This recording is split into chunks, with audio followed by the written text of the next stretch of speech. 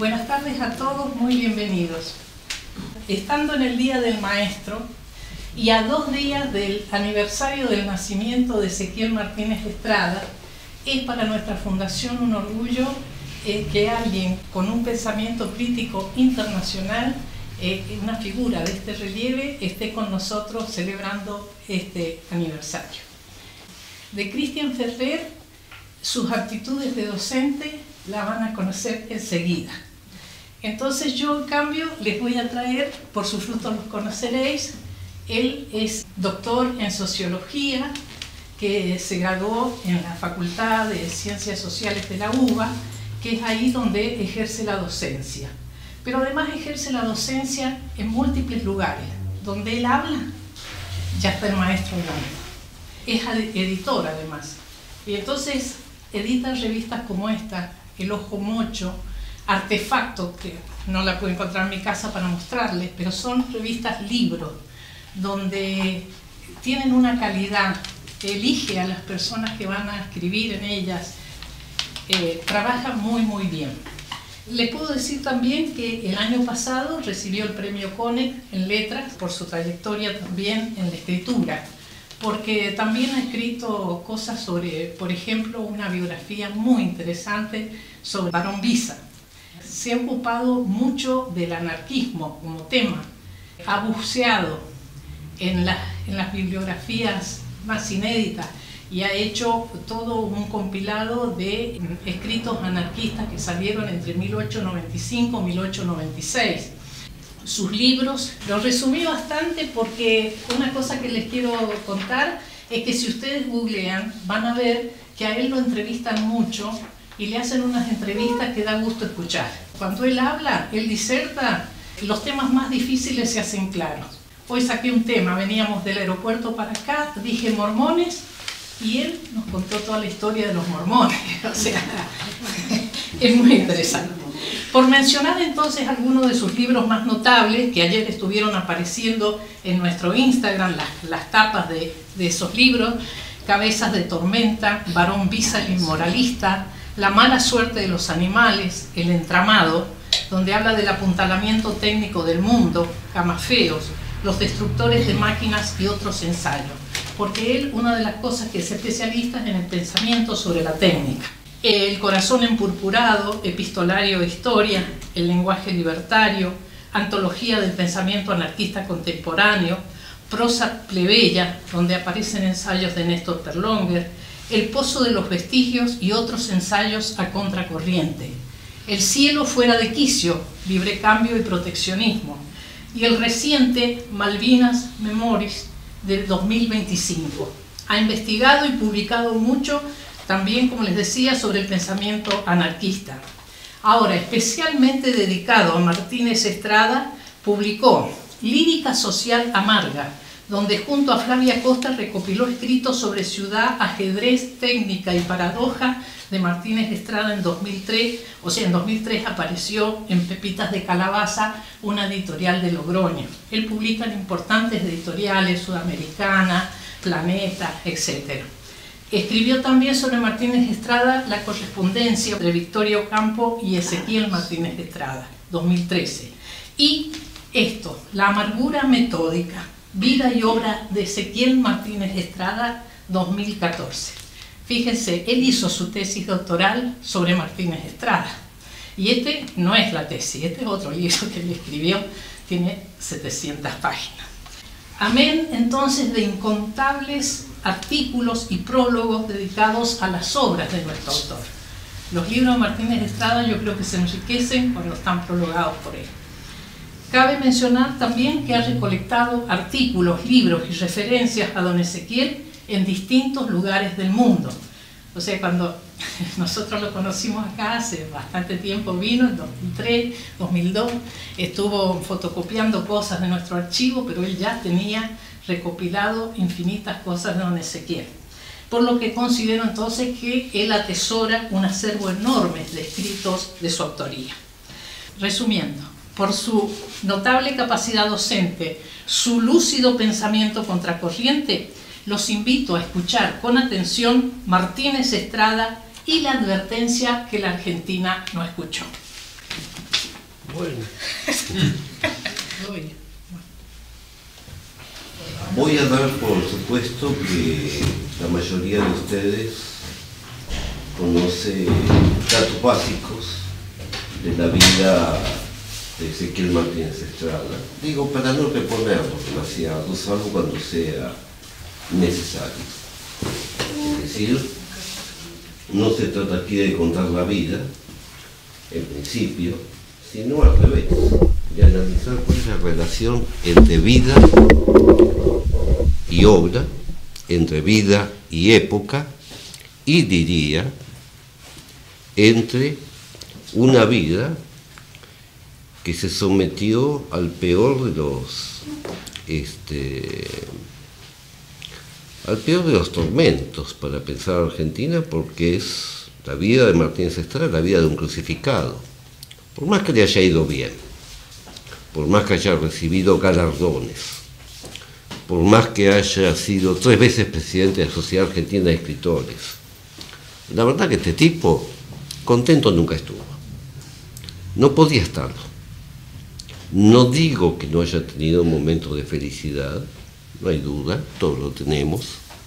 No digo que no haya tenido una vida buena, una vida en definitiva de empleado público y al fin de escritor reconocido, lo cual ya es bastante.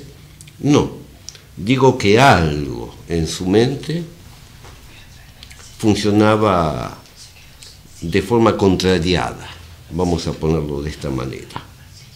Pero en principio, ¿qué es lo que yo quisiera hoy contar sobre Martínez Estrada? Bueno, en principio 3 ideas que se van a ir complejizando. La primera es que Argentina, o sea, lo que yo saco,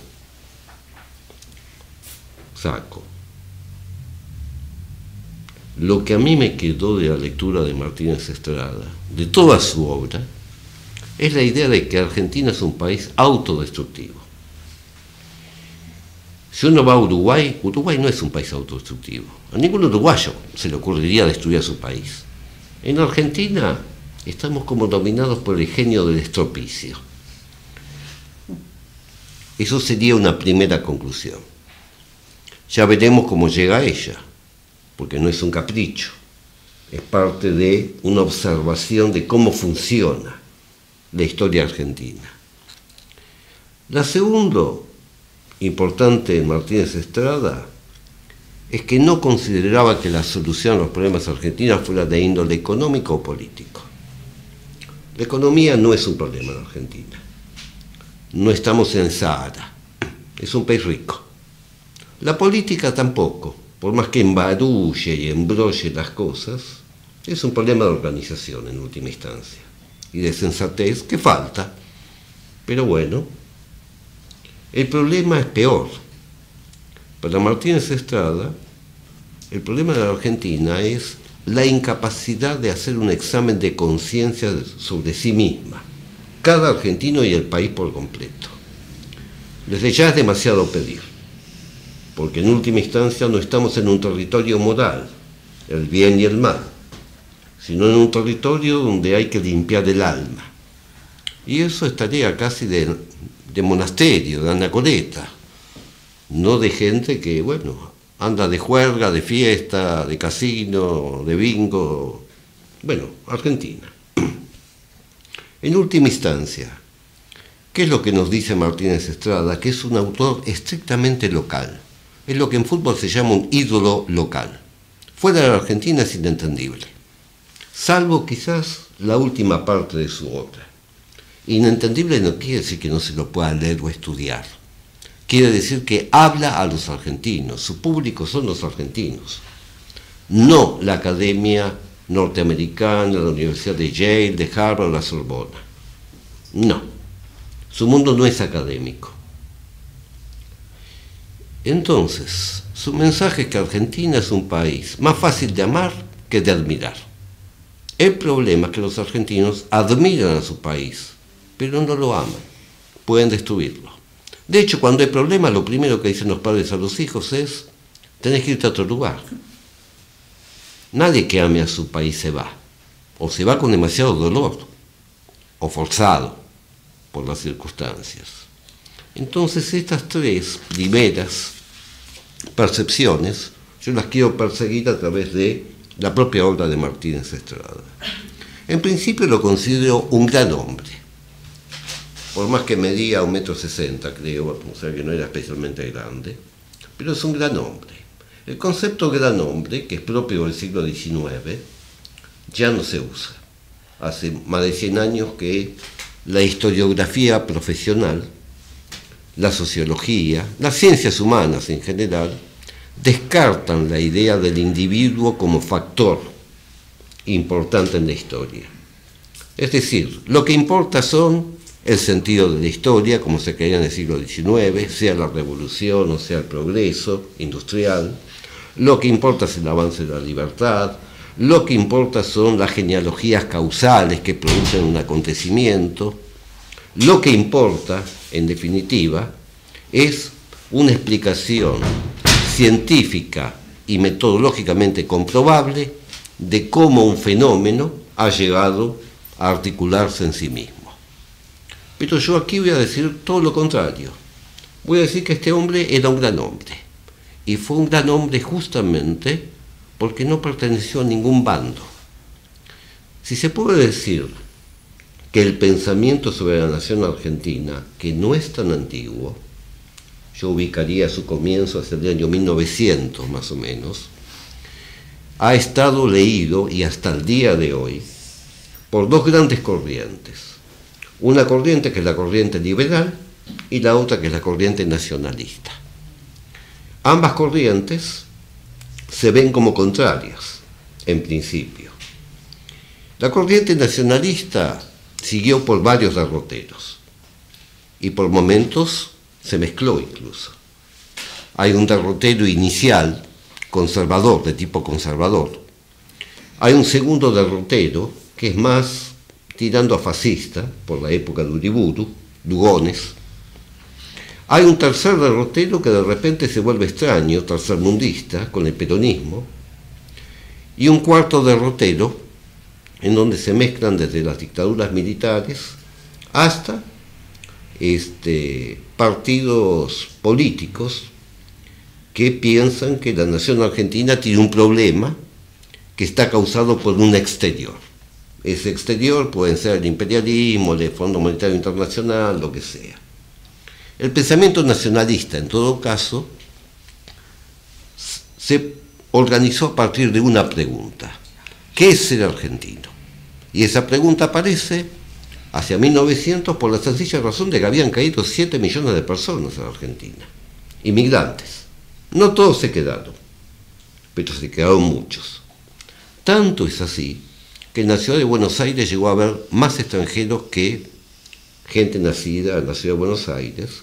En la provincia de Santa Fe había más extranjeros que santafesinos, gringos les decían, y en el sur de la provincia de Córdoba lo mismo. Es como si hoy, digamos, sí, como entre el año 2000 y 2025, son 25 años, hubieran llegado acá 7 millones de chinos. Bueno, cambia la fisonomía del país. Por lo tanto, cambia la pregunta: ¿qué es el argentino? Por lo tanto, el nacionalismo parte de una pregunta que no estaba antes. Antes estaban los gauchos, los indios, los próceres, los caudillos que se mataban entre sí, y ese régimen oligárquico que, bueno, tuvo que ceder y dar lugar a elecciones en base al voto universal, individual y secreto. En definitiva, la pregunta aparece con la Argentina moderna. El liberalismo, que solo en apariencia es más antiguo, basta pensar en el presidente actual, Milei, que reivindica a Alberdi, aunque no sé si Alberdi lo reivindicaría a él, pero eso es otra cosa. Tiene un parecido, de todas maneras, Alberdi y Milei, y es que Alberdi dijo la famosa frase: gobernar es poblar, y se quedó soltero. Es fácil decirlo para los demás. Bien, la cuestión es que el liberalismo también siguió líneas complejas en Argentina. Si nace bajo un formato conservador que lee libros antihispánicos, antieclesiásticos, porque eso es en definitiva el liberalismo clásico que proviene del siglo de las luces, autores ingleses y autores franceses, no se olviden que Mariano Moreno, el fundador de la primera biblioteca pública nacional, que estaba justamente en la calle Mariano Moreno, en la Argentina, porque ahí estaba la biblioteca. Y todavía queda una calle de 100 metros en Argentina que se llama la biblioteca. Es decir, perdón, se llamaba la biblioteca, al lado de la calle El Maestro. Están las dos juntas en el barrio Caballito, que recuerda a esa biblioteca. Bien, entonces, la línea liberal, en el siglo XX, emergió, es como que se sacó de encima el conservadurismo un poco, se modernizó con las vanguardias estéticas. Jorge Luis Borges fue claramente un exponente de esto, Victoria Ocampo es la otra gran exponente, fundadora de la revista Sur, que tarde o temprano va a invitar a Martínez Estrada a ser parte del comité de redacción. Pero la izquierda argentina es liberal. El Partido Comunista es completamente liberal. Era, porque ahora son 4 gatos locos, pero era completamente liberal. Hoy día, Miriam Bregman, la candidata trotskista, no es nacionalista, es internacionalista. No sé si se entiende. Sí. Es decir, en otras palabras, la historia del liberalismo en este país es una historia muy compleja, todas las historias son complejas, porque este país es una mezcolanza, una orgía de naciones y de ideas. No es un país estático, nunca lo fue, por pocas épocas, etapas de su vida. Entonces, entre estas dos grandes líneas, que todavía al día de hoy se enfrentan en una suerte de batalla cultural, así se la llama en los medios, que en definitiva no es más que una batalla de pistolitas de agua que usan los chicos en el verano, porque acá no pasa nada. En última instancia, si uno piensa, por ejemplo, en la Revolución Cultural China, donde murieron 1,5 millones de personas, o la gente que mató a Stalin o Hitler, esto es un chiste. Son gente que se grita por Twitter, nada más. Entonces, entre estas dos grandes líneas, nacionalista y liberal, hay pensamientos anómalos, los llamo así, tentativamente, anómalos, que no están ni en un lado ni en el otro exactamente, pero que también se preguntan por la argentinidad. ¿Qué es eso? Por eso lo llamo a este hombre, un gran hombre, porque se negó a ser parte, que es lo más fácil, que es meterse con un bando y seguir para adelante. Eso es fácil, pero además por otra razón. Porque para 1933, cuando él publica su primer gran libro, su primer gran ensayo, Radiografía de la Pampa, del cual se van a cumplir dentro de poco tiempo, 100 años, y es un libro que puede ser leído como si hubiera sido escrito hace 2 semanas. No solo porque es claro, aunque difícil, sino porque las cosas que dice son como verdades de a puño. Entonces, si lo llamo un gran hombre, es porque después de recibir 2 premios municipales de poesía y el Premio Nacional de Literatura, con el cual se compró, o parte del dinero lo usó para comprarse el rancho de Goyena, después de eso no hay nada más que hacer, ya está. Escribe artículos en Caras y Caretas, escribe poemas en Fray Mocho, que eran las revistas de gran tirada de aquel entonces, de 200.000 ejemplares de tirada. Escribe en La Nación, que era como sentar cátedra en ese momento. Tiene 2 premios, 5 poemarios. ¿Qué tiene que hacer un autor? Que no necesariamente tiene que ser un poeta o un novelista, puede ser un cineasta, no tiene que hacer nada, ya está. Se sienta en la silla, reserva la mejor mesa del restaurante principal de la ciudad y listo. Hasta la muerte sigue. La fama es eso, no es otra cosa, es administración del lote conseguido. Si se consigue temprano, listo, ya está. Pero este tipo dijo no. Es decir, un poeta poniéndose a estudiar la Argentina.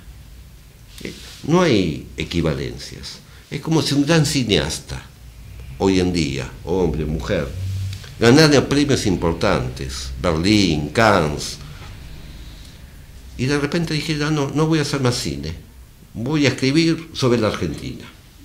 Solamente Scalabrini Ortiz hizo algo parecido, abandonó su carrera literaria para empezar a pensar los ferrocarriles británicos en la Argentina.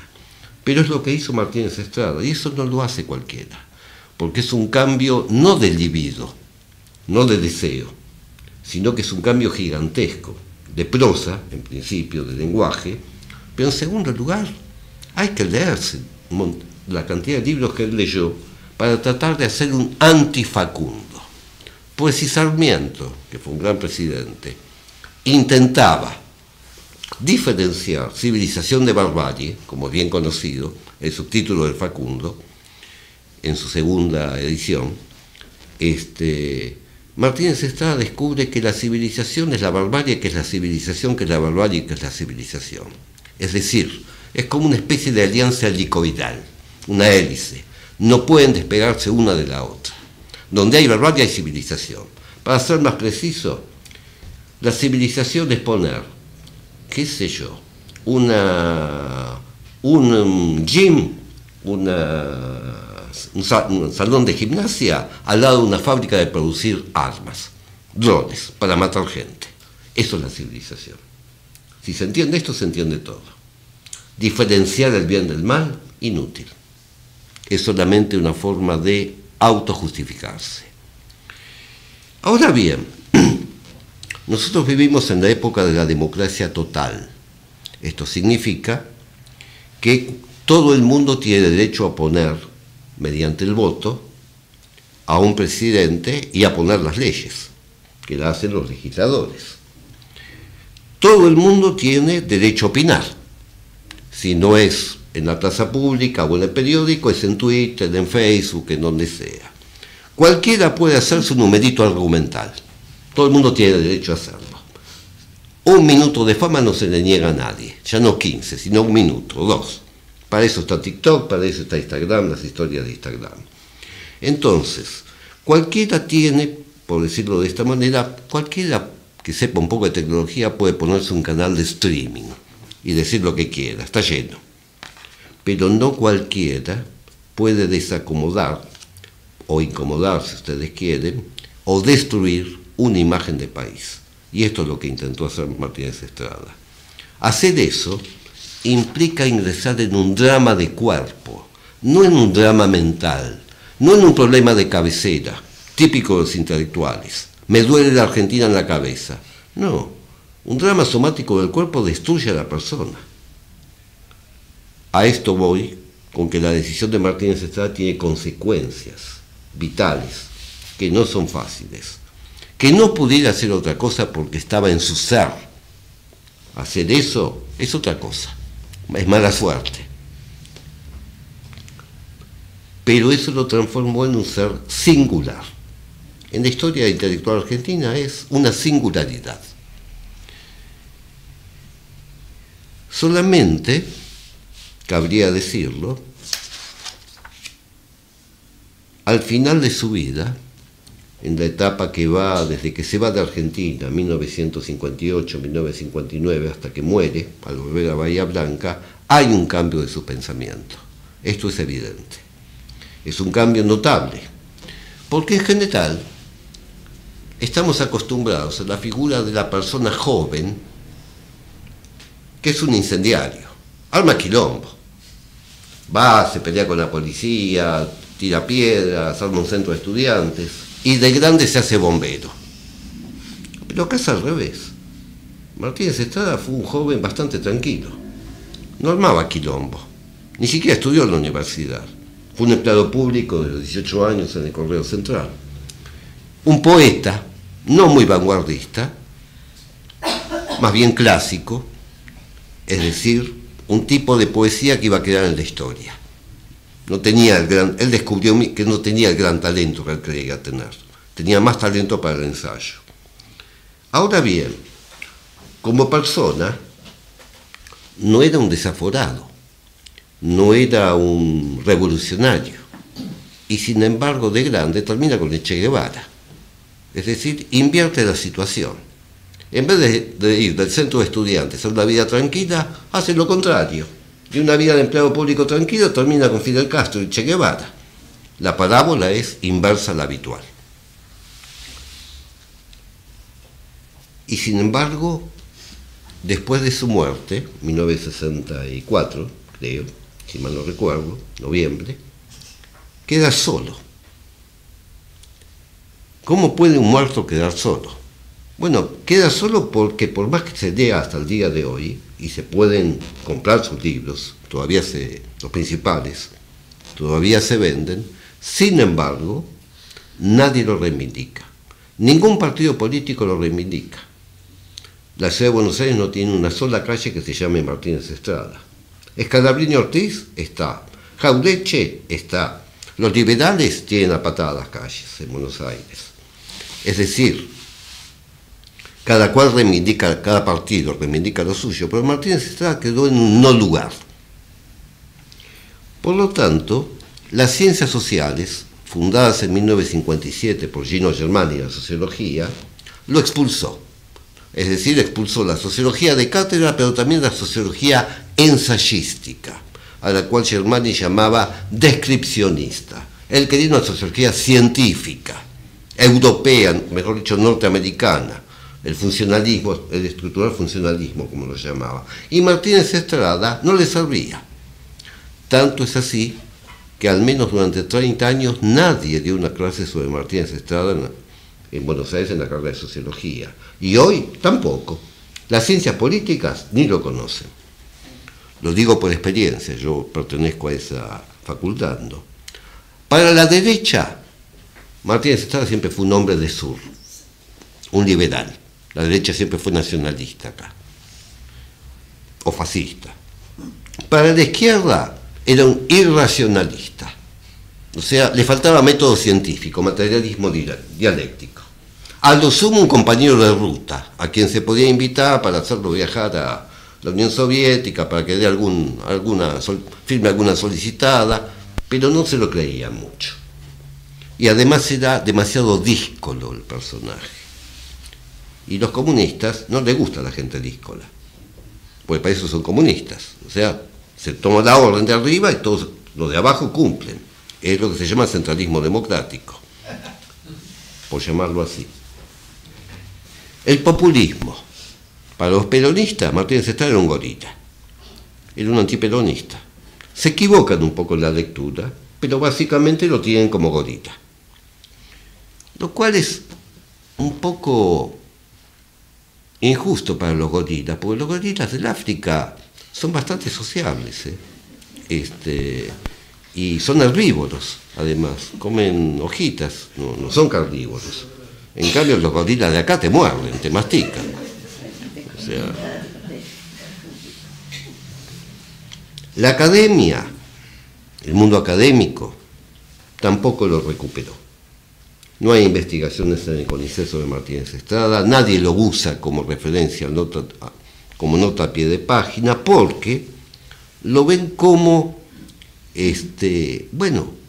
no tiene apego a método, no hay método, no hay cientificidad, hay una falta de rigurosidad, no cita al pie de página. En definitiva, es un autodidacta, y eso la academia no lo perdona.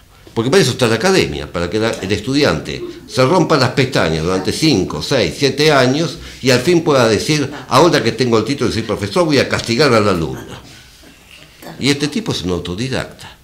Y la historia del autodidactismo no está escrita en este país todavía.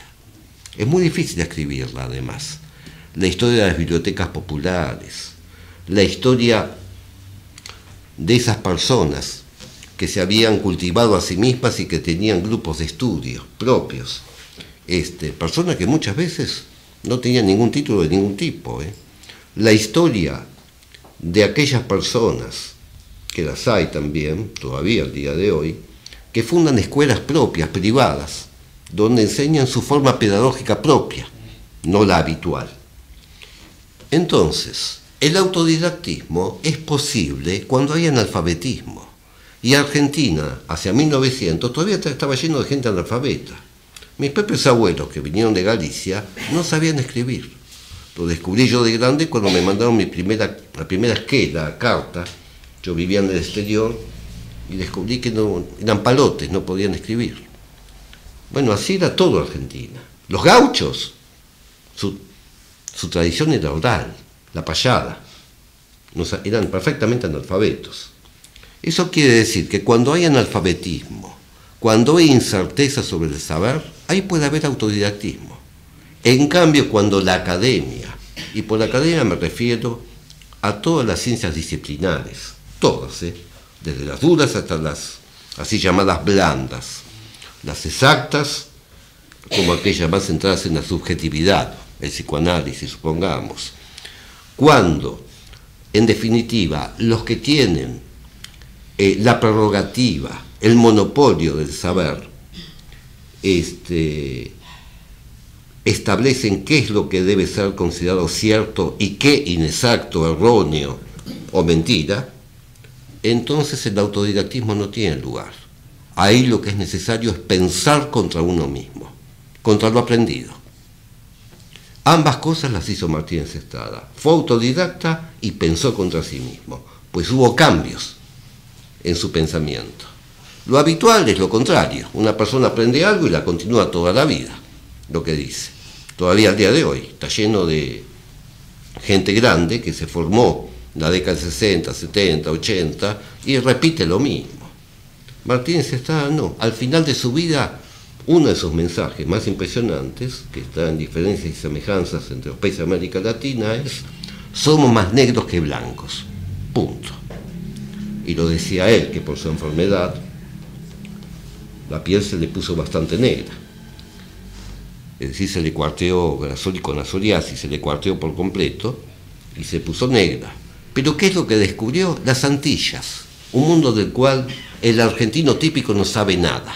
Sabe que existe Cuba y que es comunista, supuestamente, sabe que existen resorts en la República Dominicana, las Islas Caimán para juntar la guita y unas lindas islas donde ir a la playa.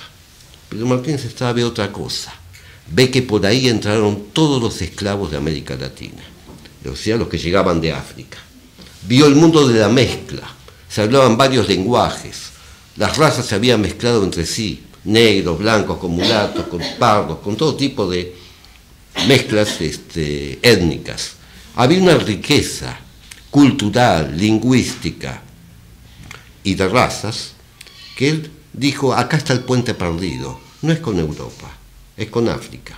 Dicho de otra manera, descubrió lo que hoy llamamos pensamiento decolonial y lo que en la década del 70 se llamaba tercermundismo. Pero lo descubrió antes. ¿Cómo hizo? ¿Qué sé yo? Debía ser un buen observador, supongo.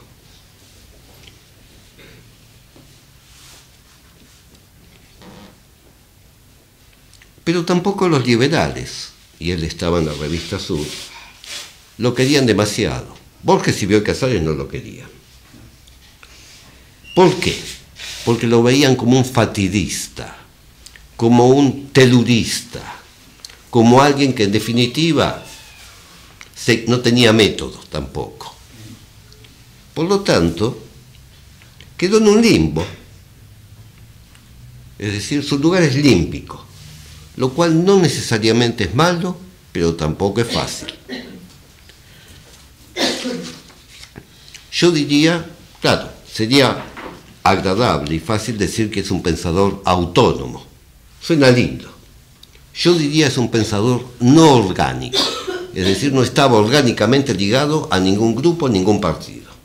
Lo más parecido fue Sur, pero a Sur no fue nunca a ninguna reunión del Consejo de Redacción. Hoy estaba en Bahía Blanca. Las reuniones de Sur eran en la calle Viamonte. Él era amigo de Victorio Campo, punto. Es decir, había un tipo de vínculo epistolar y yo diría un cierto enamoramiento también mutuo, amistoso, por llamarlo de esta manera, que por cierto es una de las formas de enamoramiento posible. Entonces, si no pertenecía a una ideología, a un partido político específico, no seguía jergas de moda y escribía en forma muy personal, bueno, es una persona no orgánica, no hay forma de agarrarlo. ¿Qué nos dice Martínez Estrada sobre la Argentina? ¿Por qué dice que Argentina es un país autodestructivo? ¿Y qué va al fracaso? Lo dice en 1933, cuando la Argentina era el granero del mundo, había reses, barcos frigoríficos que se llevaban toda la carne al exterior, se producía corned beef desde la década de 1870-1880 en Entre Ríos, en fin, la frontera agrícola se expandía, comenzaba a haber un poco de industria, talleres, fábricas, ¿cómo este tipo dice que este país va al desastre? ¿Por qué lo dice? Sus argumentos son los siguientes. Los conquistadores llegaron y buscaban oro, como los que fueron a México o a Perú o a Colombia. En México, Perú y Colombia y en Bolivia, donde había plata, lo descubrieron. Pero acá llegaron y no había oro, no había. ¿Qué había? Tierras. Con la tierra, tarde o temprano se hace dinero, pero exige laburar. Y un conquistador, como venían, que eran pobres, además venían del lugar de España pobrísimos, y marineros, lo que querían era oro. No querían laburar. Tuvieron que trabajar. Y esto les dio bronca. Además no había mujeres. Por lo tanto tuvieron que mezclarse con las indias. Ahí nace el problema del mestizo, problema negado hasta el día de hoy en la Argentina. Porque todos somos mestizos. Incluso los que somos blancos, somos una mezcla de naciones, de pobres que venían de España, de Italia, de Polonia, de Turquía, de sirios libaneses, de cualquier lugar llegaron, pero eran pobres, es decir, condenados de la tierra, no eran dueños. Muy pocos fueron seres profesionales, digamos, era un pequeño grupo. Se profesionalizaron acá en todo caso.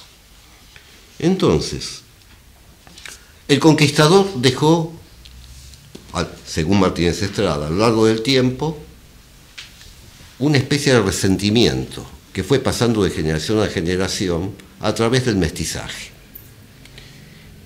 En segundo lugar, las extensiones. Argentina es un mar de extensiones. Cada pueblo está separado de los demás. No parece que no está relacionada, sobre todo en la provincia de Buenos Aires. Y encima le copian un poco la cultura a la ciudad de Buenos Aires, que a la vez la copia a Europa. Es copia de copia de copia. En tercer lugar, así como la codicia fue infundada, pues no había fundamento, así como hubo mucha ilusión, que necesariamente se transformó en frustración, no se olviden que Argentina no fue virreinato hasta muy tarde, había virreinatos anteriores. Y así, como se creó una nación muy débil, con una ciudad gigantesca, porque para Martínez Estrada, Buenos Aires es la joya de la nación, es lo más que logramos hacer. Como no pudimos, dice, fundar una gran nación, hicimos una gran ciudad, pero con eso no se construye un país. Y ese desbalanceo que él veía en 1933 en Radiografía de la Pampa y que lo vuelve a insistir en La cabeza de Goliat en 1940, hoy se ha vuelto gigantesco. Tanto es así que las elecciones para consejeros escolares de la provincia de Buenos Aires prácticamente se transforman en un referéndum sobre el país. En otras palabras, ese desequilibrio no se ha resuelto y en mi opinión no puede resolverse, lo cual nos trae un problema. Pero él lo vio claramente en su momento. En cierto sentido, Martínez Estrada es alguien que se siente, que está enamorado de Buenos Aires pero la odia. Es raro. Se siente cautivo, en el doble sentido de la palabra. Estoy cautivado por Buenos Aires pero me siento prisionero. Y no solo porque haya nacido en un pueblucho de pocos habitantes en el sur de Santa Fe, o porque vivía en Goyena, que también debía ser muy pequeña en su momento. No. Comprende que está en una gran ciudad, pero que esta gran ciudad tiene fundamentos endebles. Ya veremos un poquito más esto.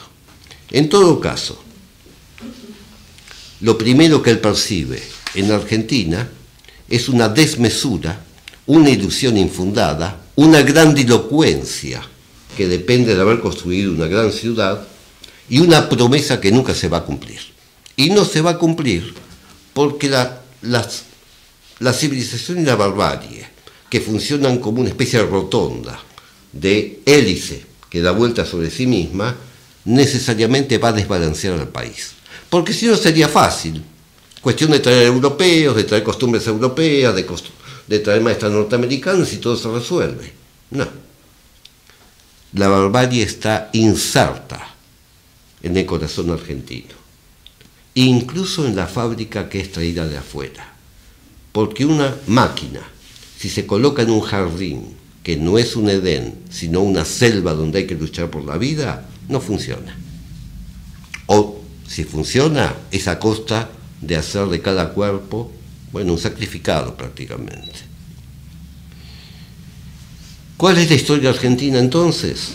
Para Martínez Estrada, tal como lo dijo en 1933, violencia, los conquistadores trajeron violencia, intrusión, no era su mundo este, saqueo, degüello, sobre todo en el siglo XIX, se mataron. Yo vivo muy cerca de la calle Yatay, en Buenos Aires, en el barrio Caballito.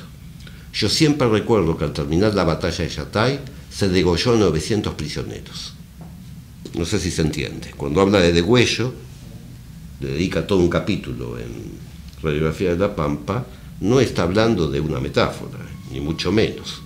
A lo sumo los argentinos, dice, inventamos el juego del truco para civilizar la costumbre del duelo gauchesco, a facón limpio. ¿Qué mueve a los argentinos? El azar, el temor y la ficción.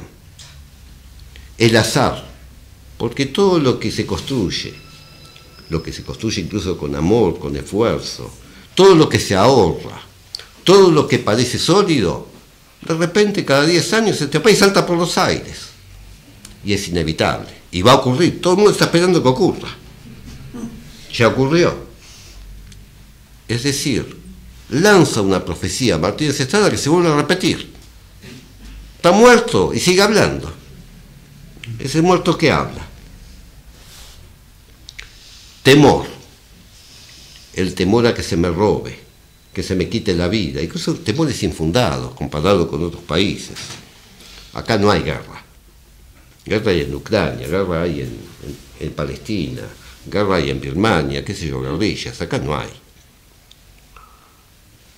Es decir, en otras palabras, el temor a perder la prosperidad es permanente. Y la ficción, que es lo peor, la mentira sobre quiénes somos. Dicho de otra manera, la hipervaloración del cosmético cultural cubre las miserias argentinas. Hipervaloración del cosmético cultural quiere decir tanto copiar la cultura que afuera se hace mejor, como una copia traída acá, o bien que vengan ideologías formateadas por profesoras que ganan $100.000 en Yale o en Harvard para que aquí se repitan, por supuesto con sus mismas bibliografías, o también la idea de que somos un pueblo de cultura, que no necesariamente es así, porque la cultura para Martínez Estrada no son obras ni productos. Eso es algo final, que termina en un museo, no tiene importancia. La cultura es la savia vital que habita un pueblo. La cultura es el lenguaje cuando se enriquece a partir de las interrelaciones entre las personas. La cultura, en definitiva, es algo que es indeleble, no se ve. Porque si no, los pueblos polinésicos, que encima eran carnívoros hasta la Segunda Guerra Mundial, quiero decir, practicaban el canibalismo, no tendrían cultura. Claro que la tenían, y muy buena. Comenzando por el arte del tatuaje, que eran especialistas. Entonces, los bienes simbólicos, esa hipervaluación del cosmético cultural, oculta que no sabemos qué hacer con el país. No sabemos. La duda, el tipo de duda que propone Martínez Estrada es fantasmal, espectral, porque no hay pruebas. Él lo percibe, pero no tiene pruebas. No es que no las indique, pero más bien se parecen a anuncios espeluznantes, lo que él propone. Por eso también fue leído como un loco, como un exagerado, más que un loco. Está exagerando. Bueno, desde entonces se cumplen una y otra vez los dramas argentinos. ¿Qué tipo de autor es? No es un autor constructivo, no hace crítica constructiva. A mí me basta que alguien me diga que hay que hacer crítica constructiva para que yo saque un revólver. Porque ¿qué me está pidiendo a mí? y Juan Martínez Estrada, que muchas veces se lo criticó por no ser crítica constructiva. ¿Qué está pidiendo? Aquel que pide, bueno, tu crítica está bien, pero, a ver, decía algo constructivo. Lo que está pidiendo es, sé cómplice mío, seamos cómplices en este negocio, o mejor, antes siquiera de ponerse a argumentar las dos partes, ya se han repartido la silla donde van a sentarse. Típicamente el set televisivo. Acá tenemos a este joven Libertucho y acá tenemos a este joven Peronucho. Y ambos van a contraargumentarse, a entrar en una controversia, en un contrapunto. No, ¿por qué yo tengo que aceptar eso? No, me siento en la silla al medio. Chao, periodista, andate.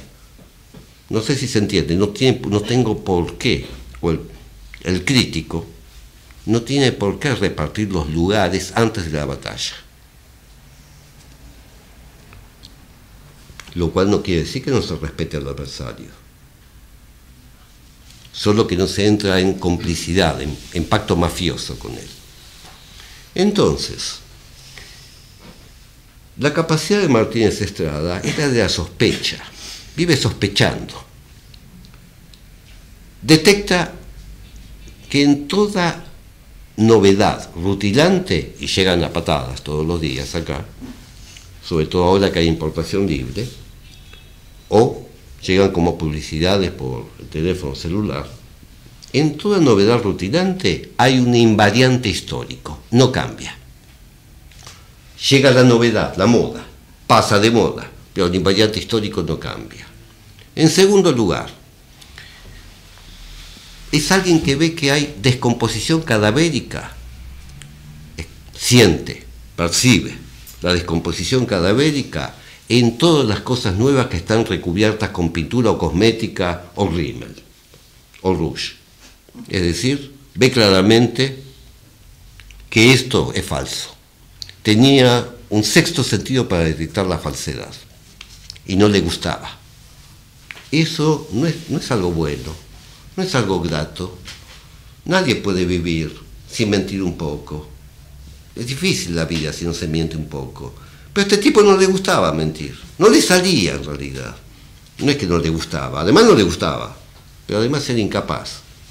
En ese sentido, él mismo se percibía a sí mismo como alguien que sufría por una incapacidad propia.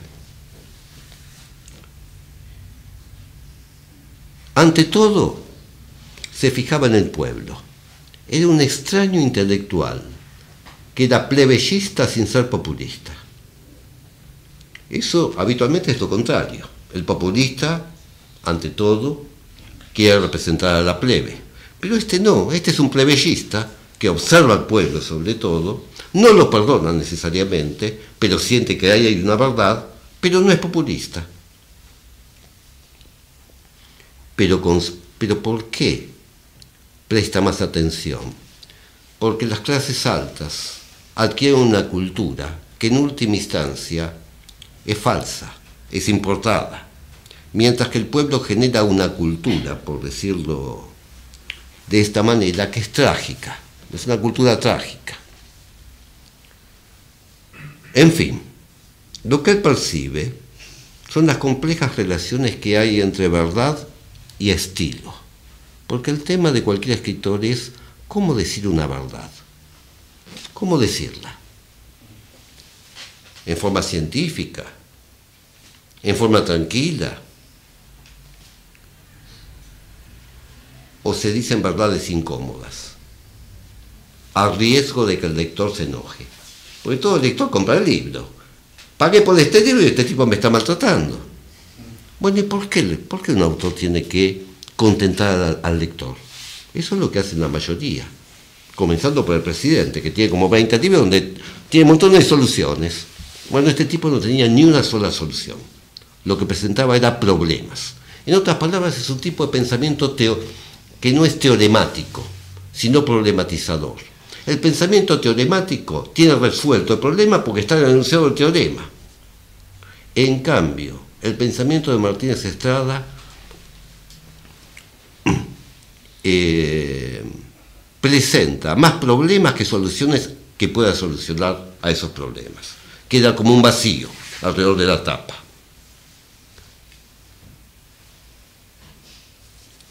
Pero además, la violencia, que por momentos la tiene, de la recusación lingüística, en sus libros, tiene que ver, o está asociada, en mi opinión, al hecho de que la nación se niega a verse a sí misma.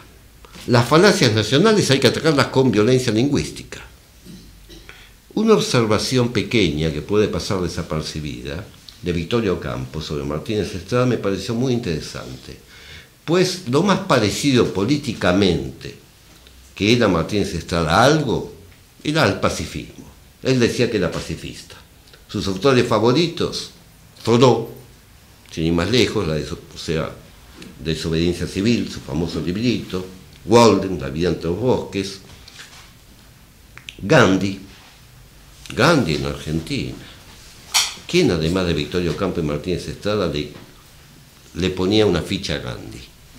Nadie, se quería matar todos. ¿Pero por qué le pusieron una ficha? Creo que Victorio Ocampo lo descubre bien en una conferencia que dio en La Plata, mucho después de la muerte de Martínez Estrada, donde dice: Martínez Estrada y yo, Victorio Ocampo, sabemos lo que es la violencia, porque somos violentos de alma.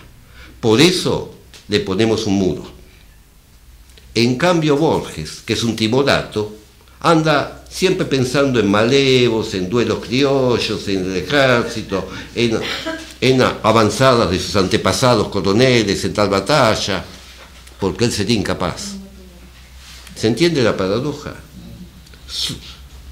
La violencia es propia del deseo humano. No hay que ser muy freudiano para darse cuenta de esto. El deseo es violento de por sí, el deseo de vivir.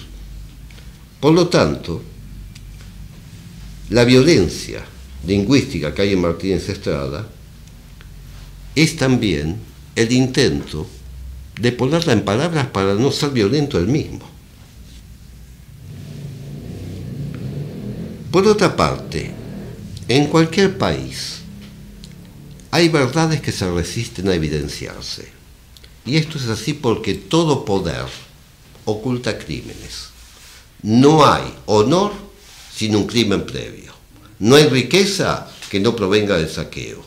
No hay posición de poder que no haya implicado traicionar a otros. Y esto no se puede decir. Como toda persona tiene necesariamente que responder a lo que la ciudad le exige acerca de su relación con el poder, con el dinero o la riqueza y con el deseo o el sexo, las consecuencias pueden ser terribles. Porque si uno no tiene una buena relación con el poder, la consecuencia es la pesadilla. Kafka sabe bien sobre eso. Si uno no tiene una buena relación con la riqueza, la consecuencia es la angustia cotidiana. Y una mala relación con el deseo, la consecuencia es la frustración. Nada bueno sale de eso. Como esto hay que taparlo, por decirlo de esta manera, encubrirlo, esas verdades que se resisten a evidenciarse, hace que Martínez Estrada las exponga en forma de percepción personal atormentada, porque uno lo lee y es un tormento leerlo. Al mismo tiempo, como todo es paradojal, Martínez Estrada es un autor que maneja la paradoja como pocos, también genera una especie de humor, un humor catártico pero nervioso. Es como cuando uno queda medio nervioso, se ríe pero ojo con el chiste. Entonces, él percibe una ciudad que estaba entre las más modernas del mundo en su momento, Buenos Aires, la más moderna de Latinoamérica con toda seguridad, comparable a ciudades norteamericanas. Él percibe en Buenos Aires todo lo contrario. Percibe que los símbolos se desploman, que entran en fase menguante. Los grandes símbolos argentinos, digamos, en la ciudad de Buenos Aires. Lo que percibe es que la novedad se enroca locamente en la nueva sociedad mecanizada que comenzaba a ver en ese momento. Piensen que ya había subte en la ciudad de Buenos Aires, por ejemplo, con lo arcaico. O sea, lo arcaico y lo novedoso se enrocan locamente, sin llegar a un acuerdo. percibe que lo sublime y lo mercantil cambian permanentemente el orden de los elementos, de la aleación, y percibe que ya no se sabe qué es fruto del talento del habitante y qué, en cambio, es fruto de la ferocidad, de la riqueza, de la prosperidad de la tierra. Así que basta con que Dios sea argentino y que llueva. Con eso, con una sequía, nos salvamos. Es el pensamiento típico de un argentino. Si no es el trigo, es la soja, y si no es la soja, es una vaca muerta. Es así. Pero todo país que se condene a exportar un monoproducto, aunque sean tres, tarde o temprano puede entrar en la pobreza, porque basta un cambio geopolítico en el mundo y desaparece por completo la riqueza de un país. Y bastan apenas 5 años para eso. Tanto como lo salva, lo hunde. Por ejemplo, ¿qué va a quedar de Comodoro Rivadavia cuando se acabe el petróleo? Sabemos cuándo se va a acabar. Hay petróleo para unos 30, 40 o 50 años más. ¿Está el intendente pensando cómo vamos a reconvertir esto?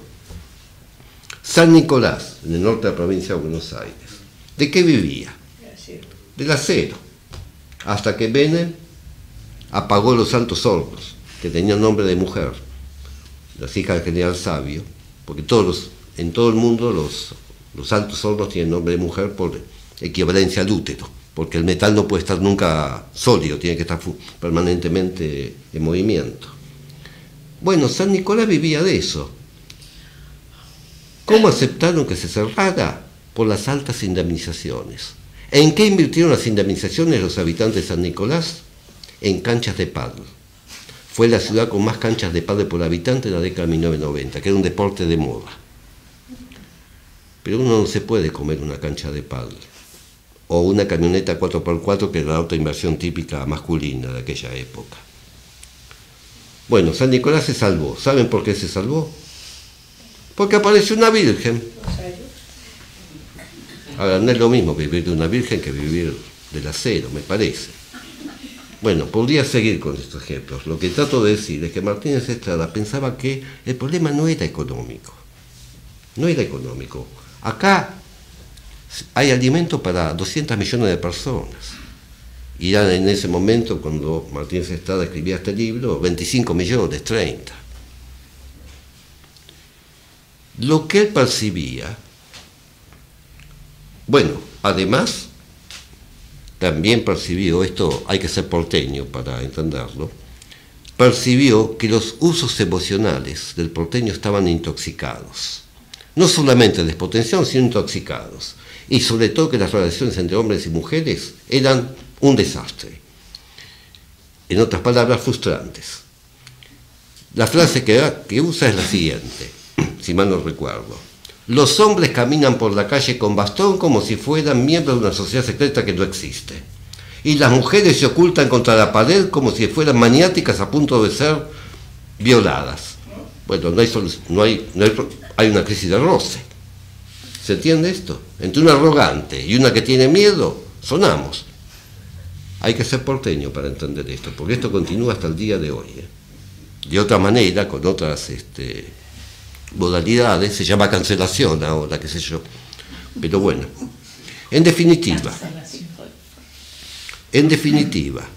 lo que percibe Martínez Estrada es algo difícil de sostener académicamente, y es que un país puede enfermarse. Así como un lenguaje puede enfermarse y decaer, también un país puede enfermarse. Lo curioso, lo paradojal, para Martínez Estrada, es que Argentina está enferma de riqueza. O sea, nuestra riqueza nos enferma. Pero produce una descomposición orgánica de las expectativas de la población. Justamente por esa inversión permanente que hace que el país vuelque. Entonces, ¿qué tenemos hasta ahora? Pesimismo existencial. Profetismo. Aquí me detengo un segundo. Jorge Luis Borges, acusa a Martínez Estrada de ser un profeta energúmeno, en una pelea que tuvieron. lo cual revela que los grandes autores, como Borges y Martínez Estrada, podían ser perfectamente energúmenos cuando se peleaban. Eso, nadie está exento de esto, como una pelea de vecinos cualquiera. Pero la palabra de profeta, o la idea de que Martínez Estrada hacía profetismo, se mencionó muchísimas veces más allá de Borges. Aquí quiero decir algo sobre el concepto de profecía. La profecía no es algo que va a suceder necesariamente, porque nadie tiene la bola de cristal. El futuro no existe por definición, no está acá. Nadie tiene el día de mañana comprado. Lo único que existe es este momento ahora, el presente. Entonces, tampoco la vidente de barrio, que tiene una bola de cristal y dice, sí, te va a ocurrir tal cosa, vas a tener 40 novios, vas a ver, o alejate este día de tal ciudad. Bueno, está bien, ese juego. No. Para entender el profetismo hay que entender una anécdota menor que está en la Biblia, que es la historia de un profeta, el menos importante de todos, que es Jonás. Tanto es así que en la Biblia, que son 500 páginas, la historia de Jonás se cuenta en menos de media página. ¿Cuál es la historia de Jonás? Jonás es un hebreo clásico, de hace miles de años, que va caminando y se le aparece Dios. Y le dice, Jonás, tengo una tarea para vos. Te vas a la ciudad de Nínive y les decís que tienen que cambiar su conducta, que tienen que portarse bien, que se están comportando horriblemente, y si no lo hacen, los voy a destruir. Y desaparece Dios. Y Jonás, que es un campesino, un pastor, porque en la antigua Palestina eran todos pastores, dice, no, yo conozco a los de Nínive, no van a cambiar, no me van a escuchar, se van a burlar de mí. Dice, no voy a ir. Pero al mismo tiempo es un creyente clásico, él no puede desobedecer a Dios. Un creyente clásico no desobedece. Entonces, en medio de la paradoja, no puede resolverla, ¿qué decide? Se va corriendo hasta la ciudad de Tiro, que era un puerto, que todavía existe en el Líbano, paga un pasaje en un barquito con unos marineros y se van a la mar, para alejarse. Entonces Dios ve la situación y envía una tormenta, sopla, dice la Biblia. Las aguas se mueven locamente, el barco parece que va a naufragar, y entonces Jonás confiesa, muerto de miedo, es mi culpa porque no le hice caso a Dios.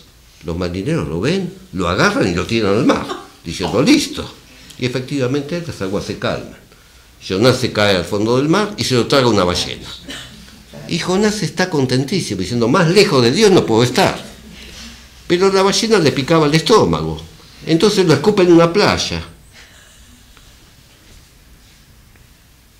Y cuando se recupera un poco, al primero que pasa, Jonás le pregunta, ¿Nínive está destruida? No, estuve hace 2 días, está todo bien ahí. ¿Cómo no está destruida? No, está todo bien. Pero me pasó de todo, me tragó una ballena, me tiraron al mar y no pasó nada.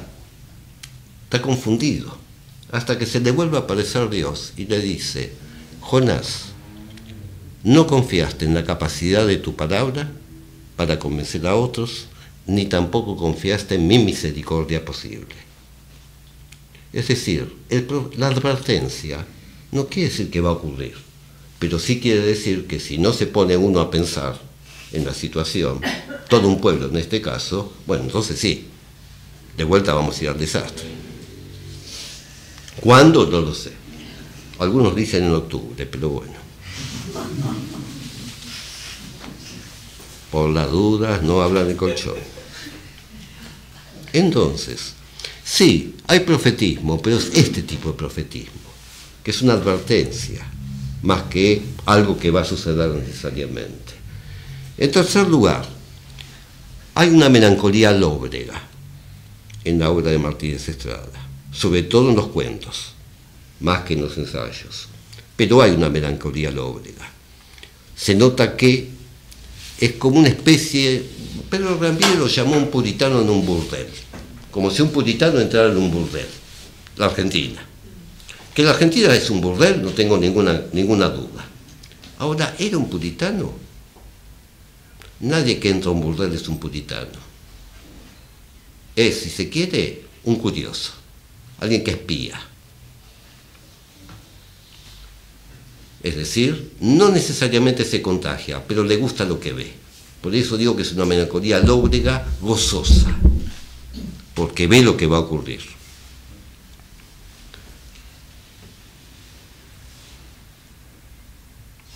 Ahora, lo que no se puede negar es que tiene una vivencia entristecida de la nación. Eso sí, porque hace un juicio bíblico a la nación. Él lo que hace es juzgar elevaciones y descensos. ¿En qué momento el alma argentina se eleva y en qué momento se viene abajo? Para ello hay que entender que Martínez Estrada, su interés está en el Adán caído, no en el Adán creado, el primer hombre, Adán. Y que con una mala traducción se dice que Eva nació de su costilla. No, la traducción correcta del hebreo es Eva nació a su costado, por eso tiene la misma forma. Pero el Adán creado, el Adán del Edén, del jardín del Edén, del paraíso, no le interesa a Martínez Estrada. Lo que a él le interesa es el Adán expulsado, el Adán que tiene que esforzarse, que tiene que pagar su culpa eternamente, que la va a legar a sus descendientes. Es decir, la pregunta que se hace Martínez Estrada es: ¿dónde estás parado ahora, argentino y argentina, que has destruido a tu nación? ¿Qué te sostiene?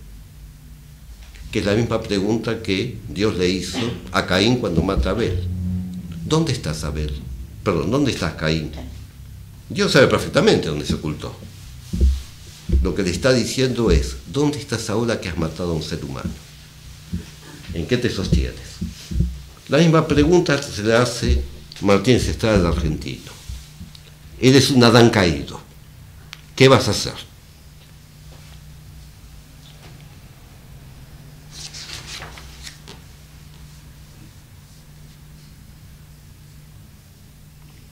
Bueno, sobre la cultura ya dije, no quiero tampoco ocupar más tiempo excesivo. Ya dije que para Martínez Estrada, que era un hombre muy culto, pero culto como un autodidacta, sabía de cualquier cosa. Hay un libro donde tiene un enorme capítulo sobre los centauros. Los centauros. ¿A quién le importan los centauros? Bueno, no le importaba. Lo suficiente como para dedicar 60 páginas de un libro, Colgante del vampiro, los centauros. Que seguramente los lectores lo leen como... Pero es interesantísimo, claro, como un centauro. Mezcla de ser humano y caballo. Entre paréntesis, la mitología griega tiene unas mezclas fantásticas. Entonces, la cultura para él era como un músculo. Un músculo de la mente funcionaba como un músculo. No es erudición. Erudición no, un erudito puede ser cualquiera, que se ponga a leer todo el día y que tenga buena memoria. En cambio, cuando la cultura es algo que mueve a la mente como si fuera un músculo, entonces sirve. Y no son productos, como dije antes. Y además, las fuentes de la cultura, y esto es muy importante, son prefonéticas y somáticas. Es decir, salen del cuerpo y son antes siquiera de aprender el lenguaje. Porque un bebé que tiene de recién nacido hasta el año, no tiene idea ni en qué país está, ni cómo se llama, ni quiénes son estas dos personas que le hablan y le hacen y se quejan encima, pues no pueden dormir. No tiene idea. Pero un bebé percibe el mundo, con su piel, con su respiración, con su vista, con su oído. Eso lo dice sobre todo Martínez Estrada en uno de sus últimos libros sobre Nicolás Guillén, sobre la poesía de Nicolás Guillén. Dice, Guillén lo que muestra es al lenguaje en su etapa en que está antes de articularse y ya ha dejado de ser somática, es decir, de ser corporal únicamente. Es como el cuerpo en movimiento, pero en lenguaje. Si no leer a Nicolás Guillén, bueno, es un plomo, porque parecen como cancioncitas. No, es el movimiento del cuerpo, el ritmo. Para eso hay que ser caribeño, lamentablemente. Lo nuestro es el tango, y el tango es, por el contrario, una lucha, una pelea de cuerpos, que encima terminan mal, frustrados, rencorosos. Quizás su tesis más atrevida sea la que está presente en esas tremendas 1000 páginas de Muerte y Transfiguración del Martín Fierro.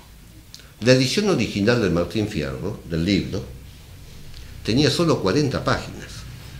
José Hernández la escribió estando oculto, clandestino, pues se había puesto preso a su cabeza, era federal, el presidente le había puesto, que era Sarmiento, lo buscaban, se escondió en el Hotel Argentino, que quedaba exactamente en Florida, la calle Florida y Avenida de Mayo. ¿Ubican la zona? 2 cuadras está la Casa Rosada. O sea, estaba escondido el presidente a 2 cuadras. Y lo escribió en papel de esparza, que es lo que se llamaba papel de pulpería entonces. El papel de esparza es el papel más barato que existe. Es el que se usa para comer pizza, porciones de pizza de parado, que queda aceitoso. En ese papel se escribió el Martín Fierro. ¿Cómo hizo un hacendado? Porque José Hernández era un hacendado. Era el hermano de Rafael Hernández, que lleva el nombre del Colegio Nacional de La Plata, donde Martínez Estrada enseñó, por cierto.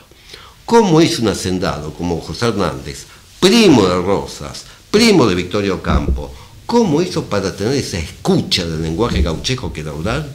Es un misterio. Para mí es un misterio. Ahora, ¿qué encuentra Martínez Estrada en esas 40 páginas a las que le dedica 1000? Bueno, lo que encuentra es que el gaucho, la forma de vida gauchesca, que es intermedia, está en una frontera entre el dominio que tiene la ciudad de Buenos Aires sobre el campo, Astor Lavarría, Sulta, Palqué, bueno, los fuertes, y la zona dominada por el indio. En esa frontera intermedia vive la forma de vida del gaucho, que quedó fiel a la corona española, que ya no existe. Entonces, rechaza las luces de la ciudad. Las luces se refiere a los saberes modernos, científicos, París, Londres, pero al mismo tiempo tampoco puede ser indígena, porque los indios los echan. Su tesis es: lo más auténtico que dio la Argentina fue la forma de vida gauchesca, que es terminada en 1880 por el alambrado de púa. Ahí ya no se puede seguir atravesando la pampa libremente. Pero dice otra cosa más. Lo transformamos, para poder transformarlo en el héroe nacional, en el símbolo nacional, a Martín Fierro, primero tuvimos que crucificarlo como a Cristo. Porque en última instancia era un asesino. Se había desgraciado, había matado a un hombre. Por eso se fue.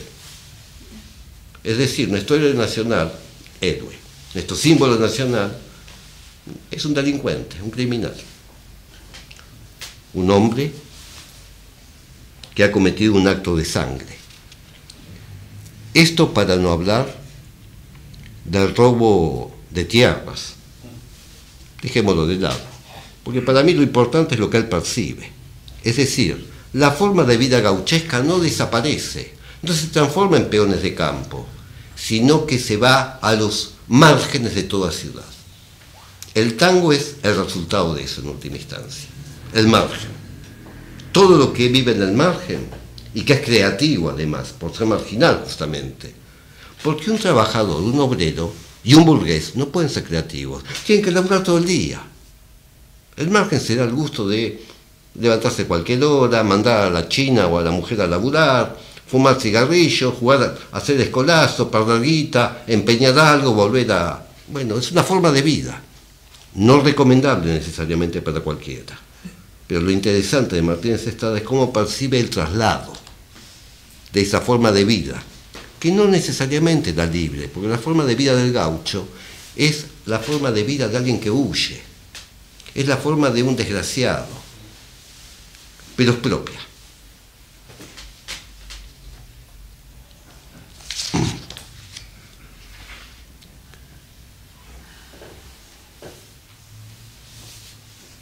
Ahora, explorar somáticamente a un país, la geografía de la Pampa, o a una ciudad, la cabeza de Goliat, sus 2 principales ensayos, como habitualmente se dice, no es sin consecuencias.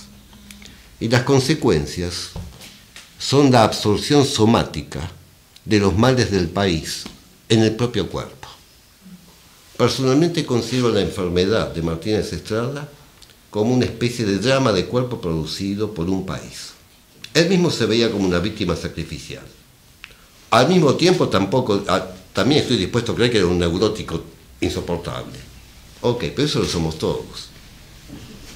Pero no cualquiera somatiza a su país de forma tal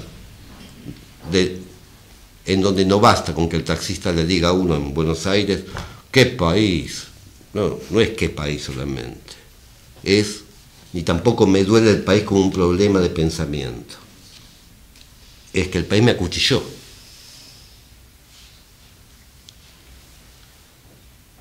Y sin duda veía a la Argentina como un problema insoluble. ¿Todos los problemas tienen solución? No. No todos los problemas tienen solución, pero no dejan de ser problemas, por más que no tengan solución. Esto es lo que es interesante en Martínez Estrada. Propone problemas que no tienen solución, pero no dejan de ser problemas.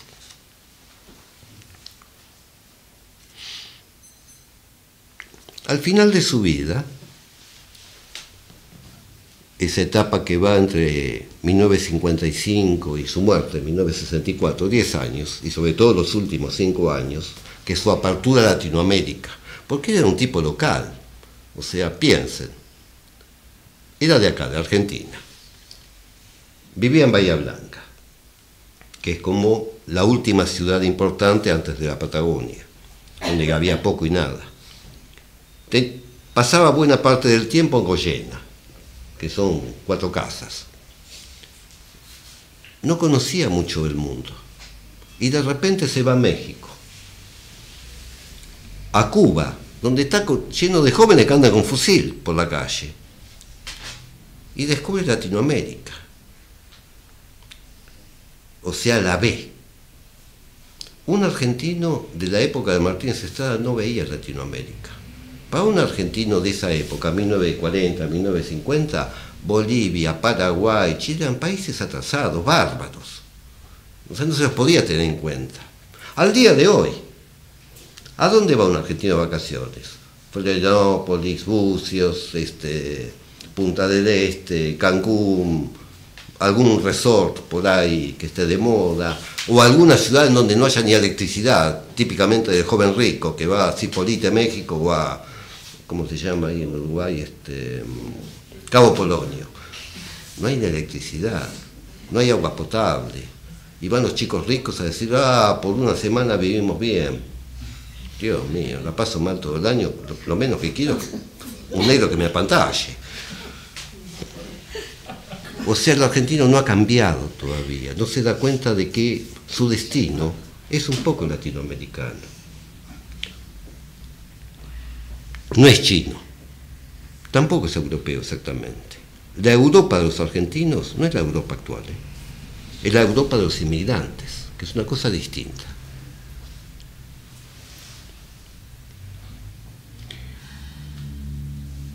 Las formas que adquiere su tono en esa etapa final es la predicación tormentosa, el verbo flamígero y la imprecación malhumorada. El mal humor es un tema.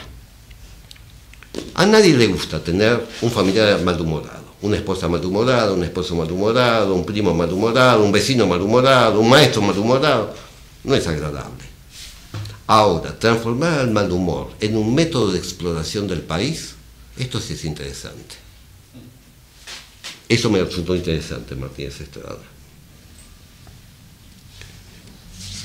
Y en fin, tomó el papel de Sócrates, o de Diógenes, de ser un acosador ético de su país. Pero para eso, claro,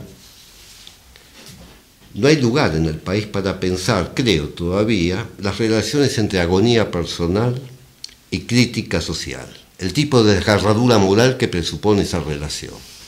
Por lo general es tratado psicoanalíticamente a modo de narcisismo.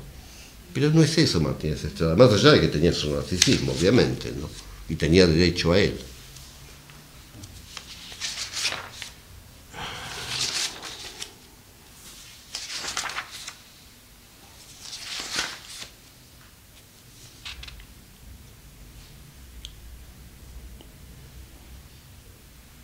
Sobre el peronismo, dijo que existe desde en 1957, 58, dijo, existe desde hace 100 años, existe y va a seguir existiendo por 100 años más.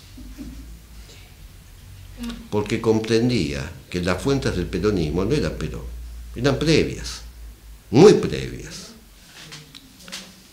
y que no bastaba con echar a patadas al líder para que desapareciera la chusma, de la misma manera que no bastó con echar a Irigoyen para que desapareciera el pueblo llano que lo seguía. En otras palabras, el problema que él veía después del peronismo, en 1955, es que era que los que habían echado a Perón eran más petizos que él, liliputienses, le dice. Es cierto que Perón era alto, medía casi 1,90 m, pero los distintos liliputienses los está bajando el precio. Dice, no sirven para nada. Y no sirvieron para nada, por cierto, llevando necesariamente al país a la tragedia de la década del 70, de la cual todavía no se ha curado del todo. En fin, creo que dejé, para no abundar más, dejé en claro que en la etapa final él descubre a través del Caribe, no el Caribe turístico, sino a través del Caribe colonizado, a Latinoamérica. Es decir, es un punto de observación rarísimo para descubrir Latinoamérica. No es el mochilero que va descubriendo los países, no es tampoco el que se pone a pensar en Latinoamérica como un problema tercermundista, sino que dice, he aquí los rastros de la esclavitud y lo que dejó. Distintos lenguajes criollos, creolés le llaman, distintas costumbres, formas musicales, una riqueza cultural inmensa que ni siquiera sabemos apreciar todavía.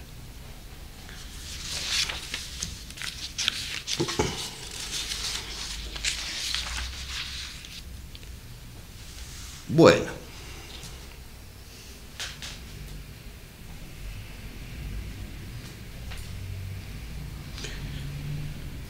cuando yo leí a Martínez Estrada, ya dejé de leerlo. Yo cumplí con él lo que creí que era mi deuda. ¿Por qué? Eso me lo preguntó Nidia una vez. ¿Y por qué no me banco que este tipo esté solo? No se puede dejar un tipo solo. Se lo acompaña. Un tiempo. Es decir, estuve en convivencia espiritual con él unos cuantos años. Y le publiqué un libro, listo. Pero me vuelve. Y me vuelve porque Argentina vuelve a estallar todo el tiempo. Entonces, mi sensación, y con esto voy terminando, es que los argentinos parece que nos complaciera destripar nuestras posibilidades, que son amplias, como hacen los niños con sus juguetes. Es decir, no por maldad, pero con metódica determinación. Pues los niños no son malos cuando destripan los juguetes, quieren averiguar. Pero, cada tantos años, en forma cíclica, este país termina pagando su libra de carne a la historia. Y la historia, con mayúscula, es una gran usurera. Eso hay que saberlo. Para colmo, cada vez que nos hundimos, que el torpedo le da al barco, porque Argentina es como un barco viejo que va escorando, pero le tiran torpedos y no se hunde. Flota todavía. Pero cada vez que recibimos un torpedazo y nos damos vuelta de campana y volvemos a resurgir, no aprendimos nada. Actuamos como si fuéramos recién caídos del catre. Es decir, inventariamos un poco a la apurada y en forma indolente los destrozos que dejó la fiesta que se nos fue de cauce. Pero no mucho más. Porque el país es culpable, no nosotros.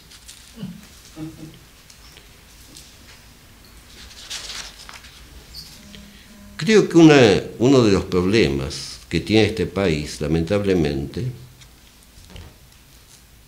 es que el ansia de progreso lo hizo demasiado apegado a las formas del progreso que venían de afuera, en vez de pensar que el progreso es, ante todo, una especie de elevación corporal, de la mente, del alma, del cuerpo. Recién ahí uno puede recibir la máquina y saber qué hacer con ella. De otra manera, o es un juguete o es una máquina de destrucción. Y lamentablemente, a los errores de los antepasados los pagan los que están últimos en la fila. A nuestros errores los van a pagar los que no nacieron todavía.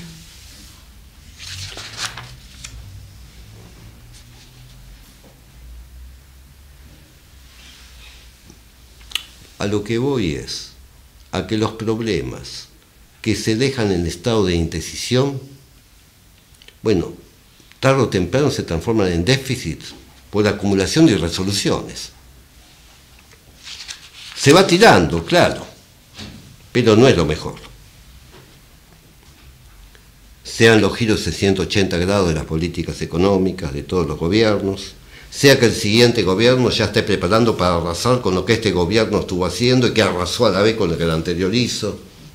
Es como una especie de rueda de hámster, de rueda giratoria, ni la sagacidad política, ni la purga espiritual, ni una mejor organización comunitaria nos ha salvado hasta ahora, y no sabemos si en el futuro vamos a ser recordados, cuando alguna vez en un atlas muy lejano del futuro se recuerde que alguna vez existió un reino llamado República Argentina. No sabemos si van a recordar de nosotros algo, no sé cómo llamarlo, algo que vale la pena, que sea memorable, porque un pueblo se salva, se inventa una forma de festejar, una forma de consolar o un gran arte. Si no, se pasa y listo. Un gran arte, algún tipo de arte enorme. En fin, ¿por qué lo leí? Me conmovió, sí, su soledad y su amor, pero también creo que escribió para mí. Es decir, este tipo escribe para mí, yo le voy a dedicar mi tiempo. No me importa que los demás lean a Laclau, que lean a Althusser, que lean a Judith Butler, que lean a quien esté de moda. Este tipo escribió para mí. Y por fin termino citando al propio Martínez Estrada.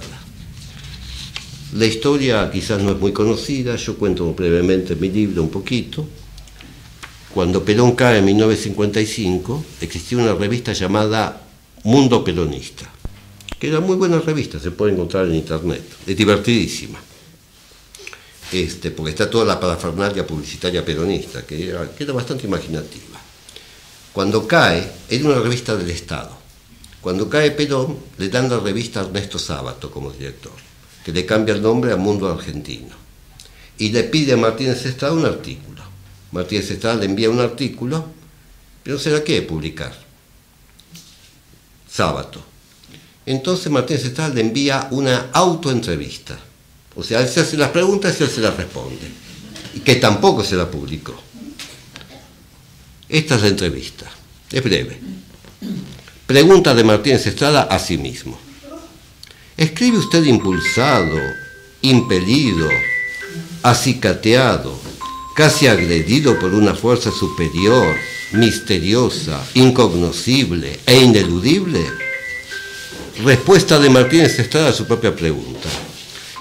Igual que usted enumera las fuerzas demoníacas, impulsado, impelido, acicateado, agredido por una fuerza superior, misteriosa, incognoscible, ineludible, coactiva, imperativa, compulsiva, agresiva, combinatoria, suasoria, execrable, amable y adorable. Me encanta ser obligado tan inexorablemente. Pregunta de Ezequiel Estrada a sí mismo. ¿Escribe usted tranquilo, reposado, serenamente, o al contrario, nervioso, conturbado, con exasperación? Respuesta. Tranquilo, reposado, serenamente, me caliento por dentro como el termo del mate. Pregunta de Ezequiel Martínez Estrada a sí mismo. ¿Es usted escritor intuitivo, instintivo, razonador, erudito, espontáneo, minucioso, estilista, pulimentador, grandilocuente o sencillamente sencillo? Respuesta de Martínez Estrada a su propia pregunta. Intuitivo y razonador. Procuro ser sencillo, pero sé que no lo soy. Última pregunta de Martínez Estrada a sí mismo. ¿Qué lenguaje demasiado fuerte que usa usted, señor, que es el mayor prosista de la lengua castellana? Respuesta de Martínez Estrada. Gracias.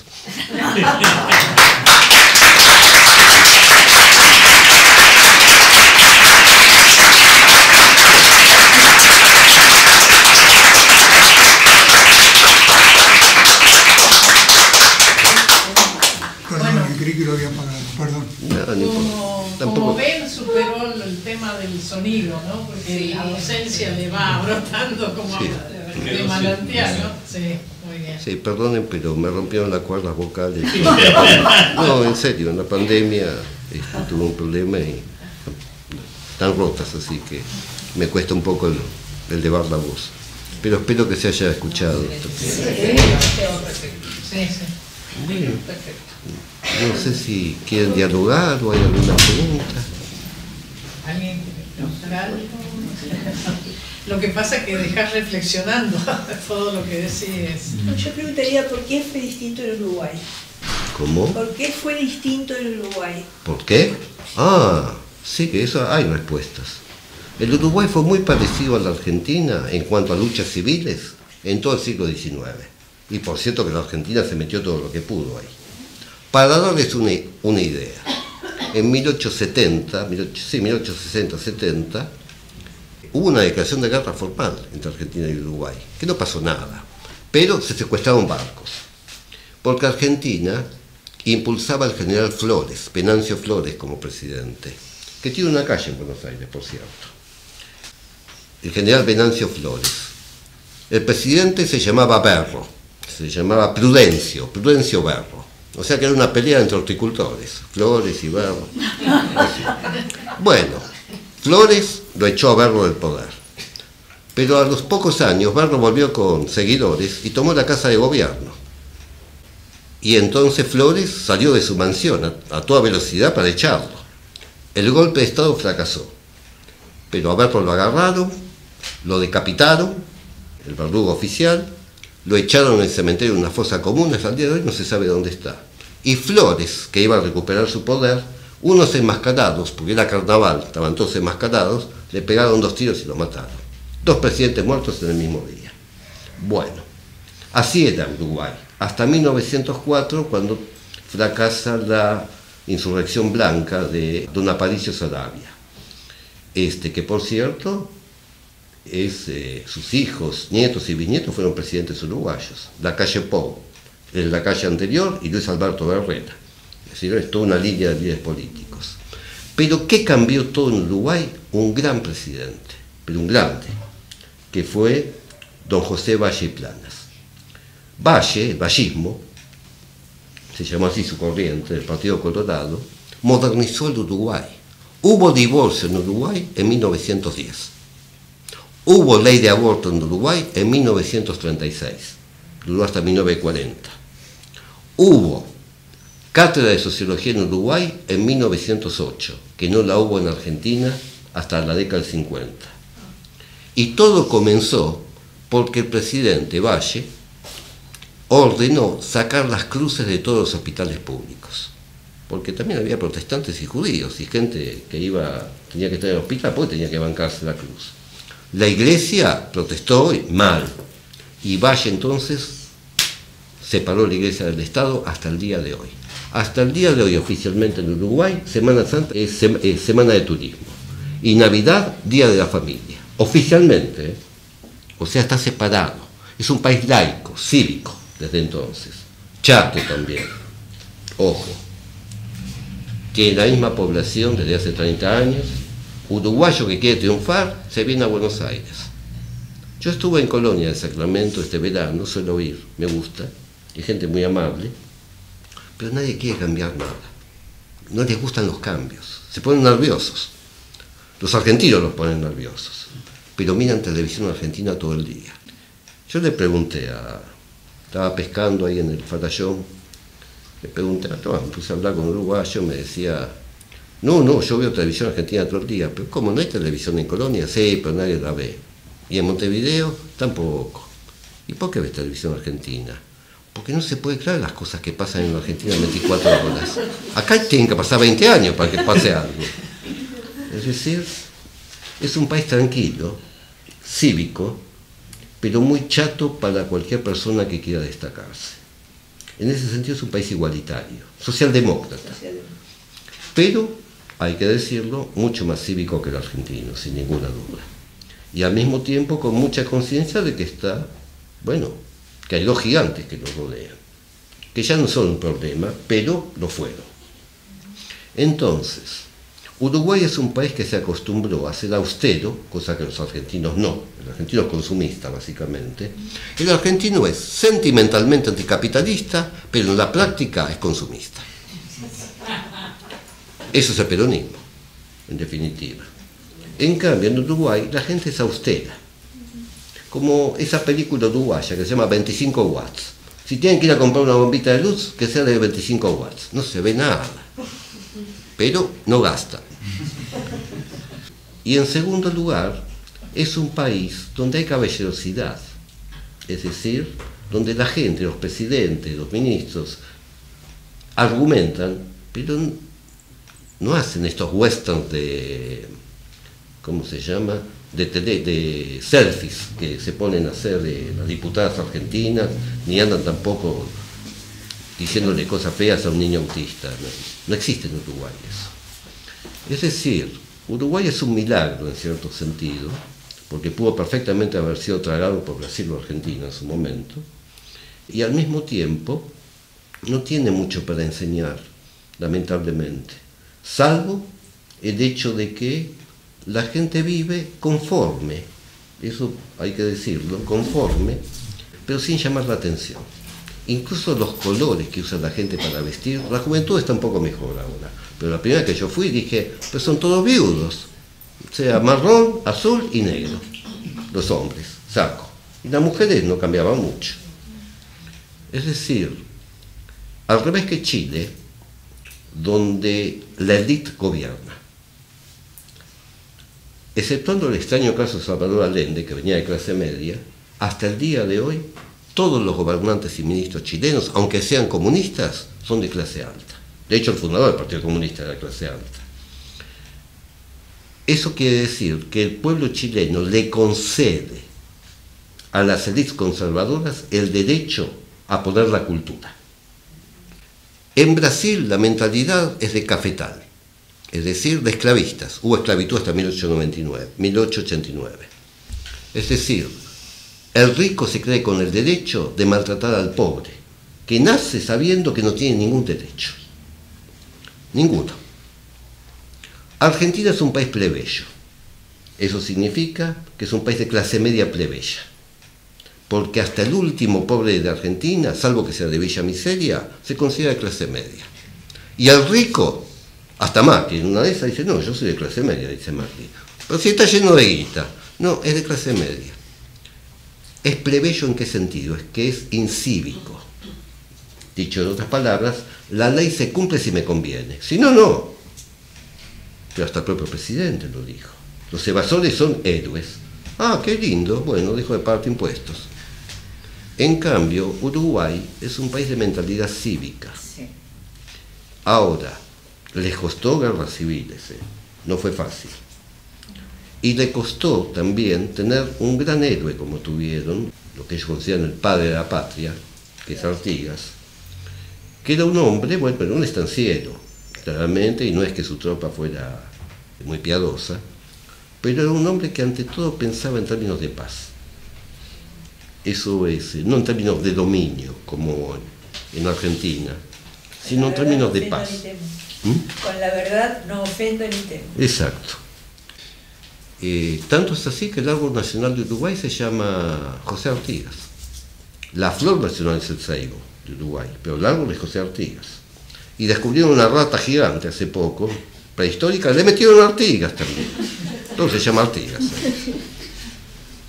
A lo que voy es que Uruguay es lo que Argentina podría haber sido en chiquito, de no ser porque somos argentinos. Más o menos. Una cosa que no se sabe de Uruguay, no se comenta mucho, que en 2025 Uruguay es el país del mundo que menos sobregiro ecológico tiene, porque el sobregiro ecológico en Uruguay empieza el 20 de diciembre y Argentina empieza el sobregiro ecológico en julio. Eso también habla mucho de otra cultura. ¿Qué es el sobregiro ecológico? Es cuando el consumo de energía y la biocapacidad es sobrepasada. Okay. En menos de un año y ya empiezan a gastar a cuenta del siguiente. Entiendo. Igual es un país que está cambiando. La gente joven ya ha cambiado bastante.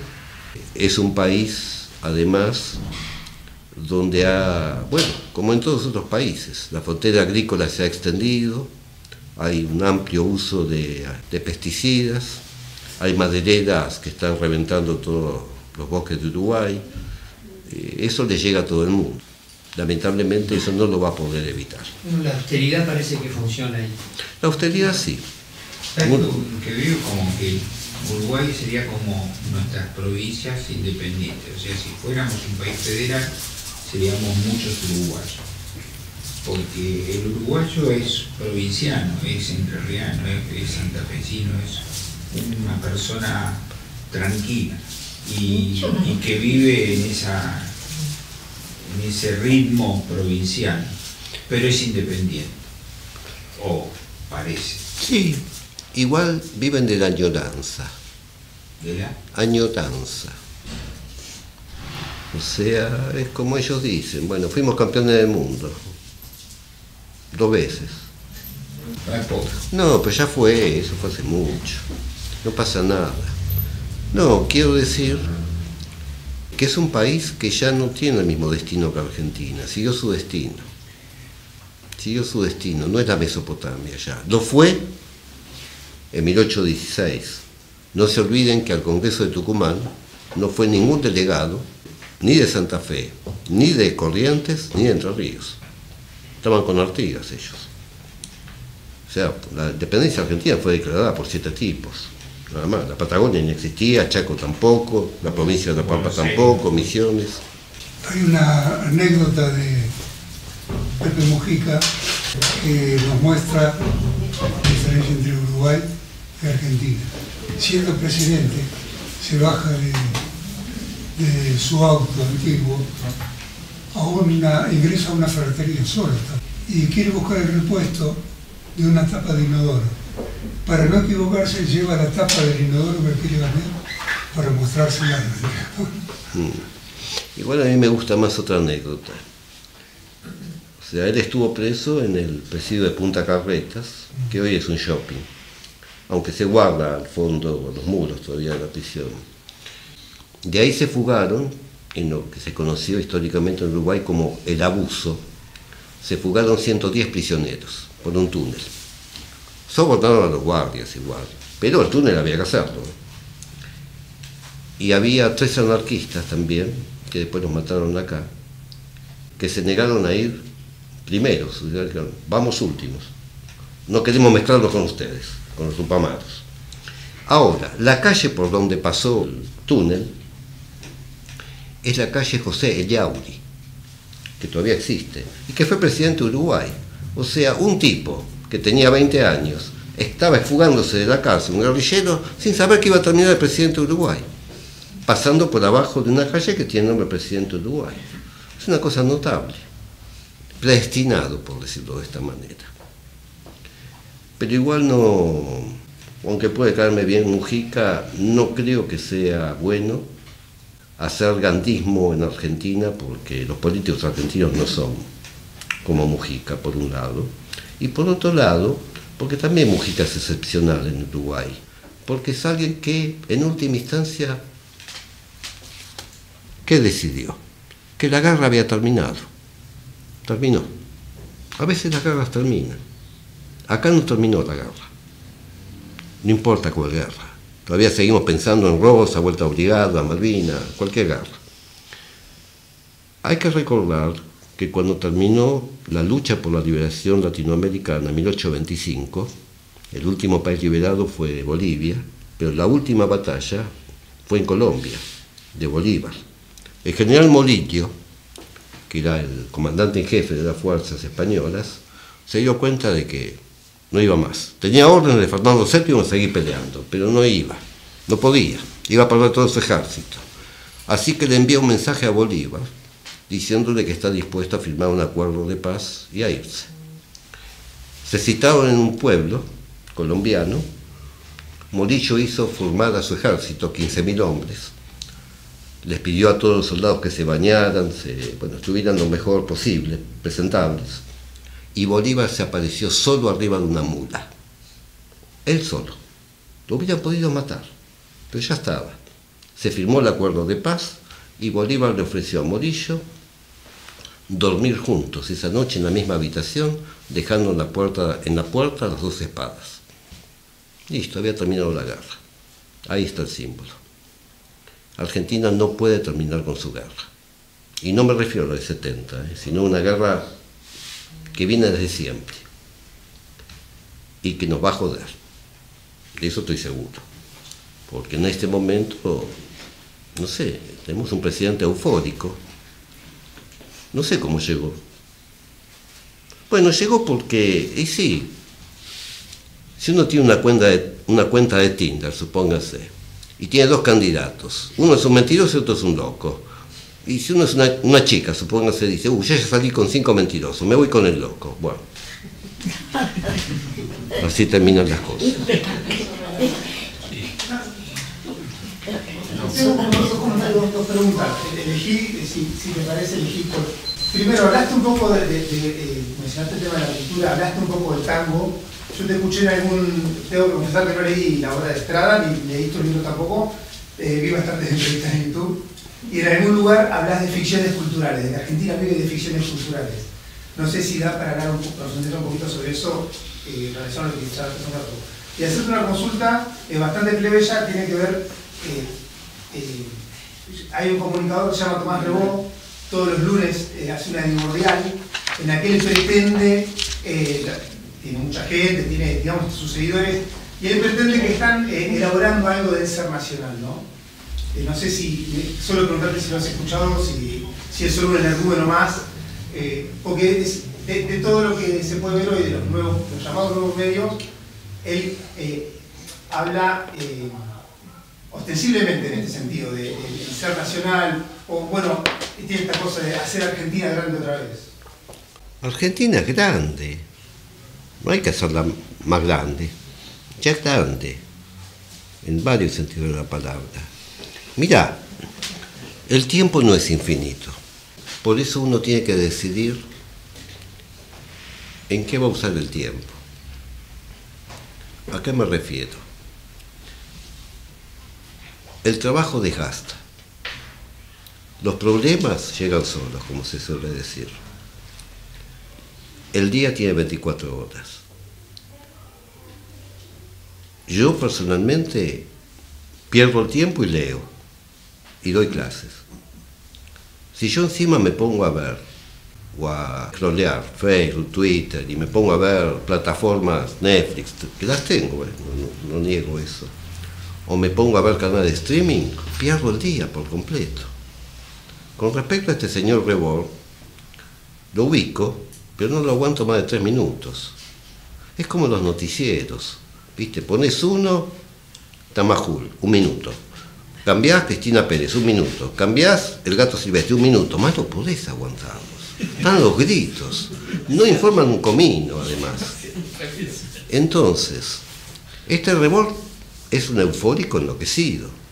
O sea, puedo aguantarlo un ratito. No digo que no me divierta un poco, pero básicamente, más allá de él, lo que yo percibo en estos canales es como una mezcla de opinología y centro de estudiantes de escuela secundaria. Opinología quiere decir cualquier opina, sin saber, porque eso es una especialidad argentina, la zaraza. Y en segundo lugar, están todos, tanto los canales de streaming libertarios como los canales de streaming más peronistas o más jóvenes, súper alterados. Son como niños, pero tienen como 40 años. Entonces digo, todo lo que digan me cuesta a mí asimilarlo, porque lo que percibo claramente, primero, es el tono alto. Y ese tono alto no es para afinar al coro, sino que yo grito, más que los otros. No sé qué es ser, no me atrevo a darte más opinión sobre él porque no lo sigo. Como te digo, mi problema es que aguanto 1 minuto a estos tipos, ¿viste? 2, 3, ¿cuánto podés? Me ocurre a mí, no digo que tenga que ser así, pero la verdad es que entiendo el sheite, que es conseguir seguidores, Y para eso vos tenés que tener una ventaja diferencial. Es como OnlyFans. OnlyFans. O sea, ¿cómo conseguís más suscriptores? Tenés que presentar una ventaja diferencial. Hay una rubia allá, hay una morocha allá, hay una pelirroja allá, yo me pongo de todos los colores. Ventaja diferencial. Estos tipos también presentan una pequeña ventaja diferencial. Aunque información en serio, muy raramente. Audios que a alguien les pasa, ok, pero a alguien les pasa.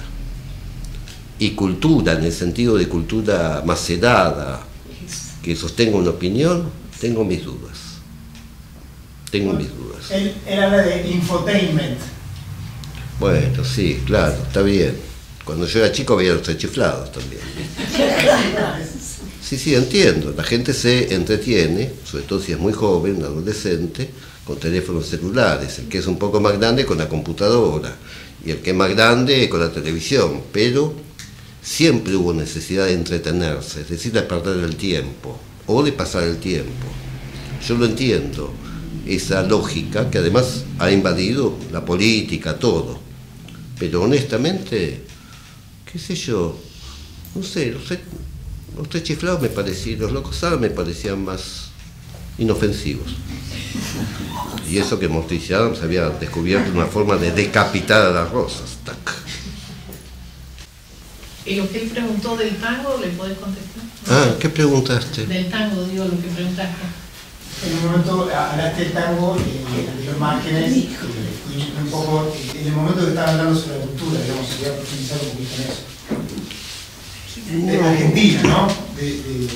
Sí, no, yo lo que decía es que, bueno, primero el tango hoy, y ya lo había visto Martínez Estrada en La cabeza de Goliat, es para turistas. Las milongas, de Buenos Aires quiero decir, ¿no? Porque es un baile porteño, se inventó, tuvo un alcance mundial, hasta el día de hoy en Japón. Aprenden a cantar tango fonéticamente. La pregunta a hacerse más profunda, para mí es esta. Hasta el siglo XIX, a principios del siglo XX, los bailes tenían origen o cortesano o campesino. Los bailes cortesanos eran bailes muy diagramados, es decir, las parejas se intercambiaban con las manos, hacían como giros geométricos, era tradición de la corte. Los bailes campesinos, en cada nación había uno distinto, la polca polaca, la tarantela italiana, la sarda húngara, el zarápico griego, la jota aragonesa, la muñeira gallega, la sardana catalana, bueno, en cada país hay. Esos bailes perdieron su suelo moral, su suelo vital. Tanto que hoy, si se bailan, es en los casamientos de hijos de inmigrantes, ¿viste? La tarantela. En el siglo XIX ya empiezan a aparecer los bailes urbanos. El tango es un baile urbano. El primer baile urbano de interés social, para mí, es el vals. A pesar de que el vals tiene fama de ser una especie de cosa de cumpleaños de 15 o de casamiento, el vals tiene un origen demoníaco, porque el vals era muy problemático. Era una época, 1870, 1880, cuando las parejas querían encontrarse, era todo muy formal. Las chicas se vestían con mitiñaque y corset, los tipos con espaldar, así estaban. El vals era la forma que tenían de conectarse, porque el vals tienen que abrazarse y no soltarse, porque si se sueltan se caen. Y va girando, como derviches. Eso produce la sensación de embriagamiento. Y justamente cuando se llega al máximo, al pico del vals, ahí termina, es el coitus interruptus, en otras palabras. Pero con el tango pasa lo mismo. Es un baile tauromáquico entre torero y animal. El animal es la mujer. Se trata de un baile triste. ¿Por qué es triste? Primero porque las letras son difíciles, exceptuando las primeras, que eran por cierto como la cumbia villera más o menos. El baile de saltango de salón es un tango más bien triste, melancólico. Siempre es, por decirlo así, la fiesta de los perdedores. Porque se pierde. Se vuelve a la casa en forma derrotada, hombre o mujer, necesariamente. Es la pareja que nunca puede ser. Más allá de eso, después aparecen, por supuesto, letras metafísicas de tango, que son bien conocidas, Discepolo, Lomanzi, etc. Pero a mí no me interesa tanto esa parte, sino la parte anterior, es decir, la parte que se está creando el tango. El momento en que hombres y mujeres pueden abrazarse mutuamente, pero sabiendo que va a fracasar. Porque si vos ves el baile del tango, es la imagen de un coito, pero tienen que separarse necesariamente. El rock necesita de la dinámica industrial. El fado portugués, que es triste, como el tango, pero es una tristeza más suave, es de un pueblo que durante 500 años vio a los barcos salir de Lisboa e irse 1 año y medio a las Indias. ¿Cómo no van a sacar una canción melancólica? ¿Se entiende a lo que voy? Es decir, los bailes urbanos dependen, y considero el tango una de las pocas creaciones argentinas verdaderas, los bailes urbanos dependen de cuál es el estado de ánimo de la población. La cumbia villera, que en su momento, hace 25 años, fue tan escandalosa, en última instancia, ¿qué era? Era el tango del subsuelo de gente que se daba cuenta que no iba jamás a prosperar, de la villa miseria, digamos, ¿no? O sea, hay que comprender esas cosas. Me parece, no sé, lo leo de esa manera. Martínez Estrada no habla demasiado de tango, curiosamente. No le da... A él le gustaba la música clásica, ¿viste? ¿Qué sé yo? Más allá de eso, es poco lo que habla el tango. Pero sí me parece interesante el hecho de que percibiera que había un traslado de la lógica de vida gauchesca al margen de la ciudad. Pero cuidado, que no es lo mismo. No son gauchos. Va cambiando. En realidad la gran pregunta que se debe hacer a toda ciudad es: ¿cuáles van a ser los héroes urbanos del futuro? Baudelaire, que escribió un famoso libro, Las flores del mal, es un libro donde no hay ánimas, no hay campo, no hay ruralidad, no hay castillos góticos, no hay fantasmas. Lo único que hay es París. Y los héroes que hay ahí, ¿cuáles son? El apache, es decir, el delincuente.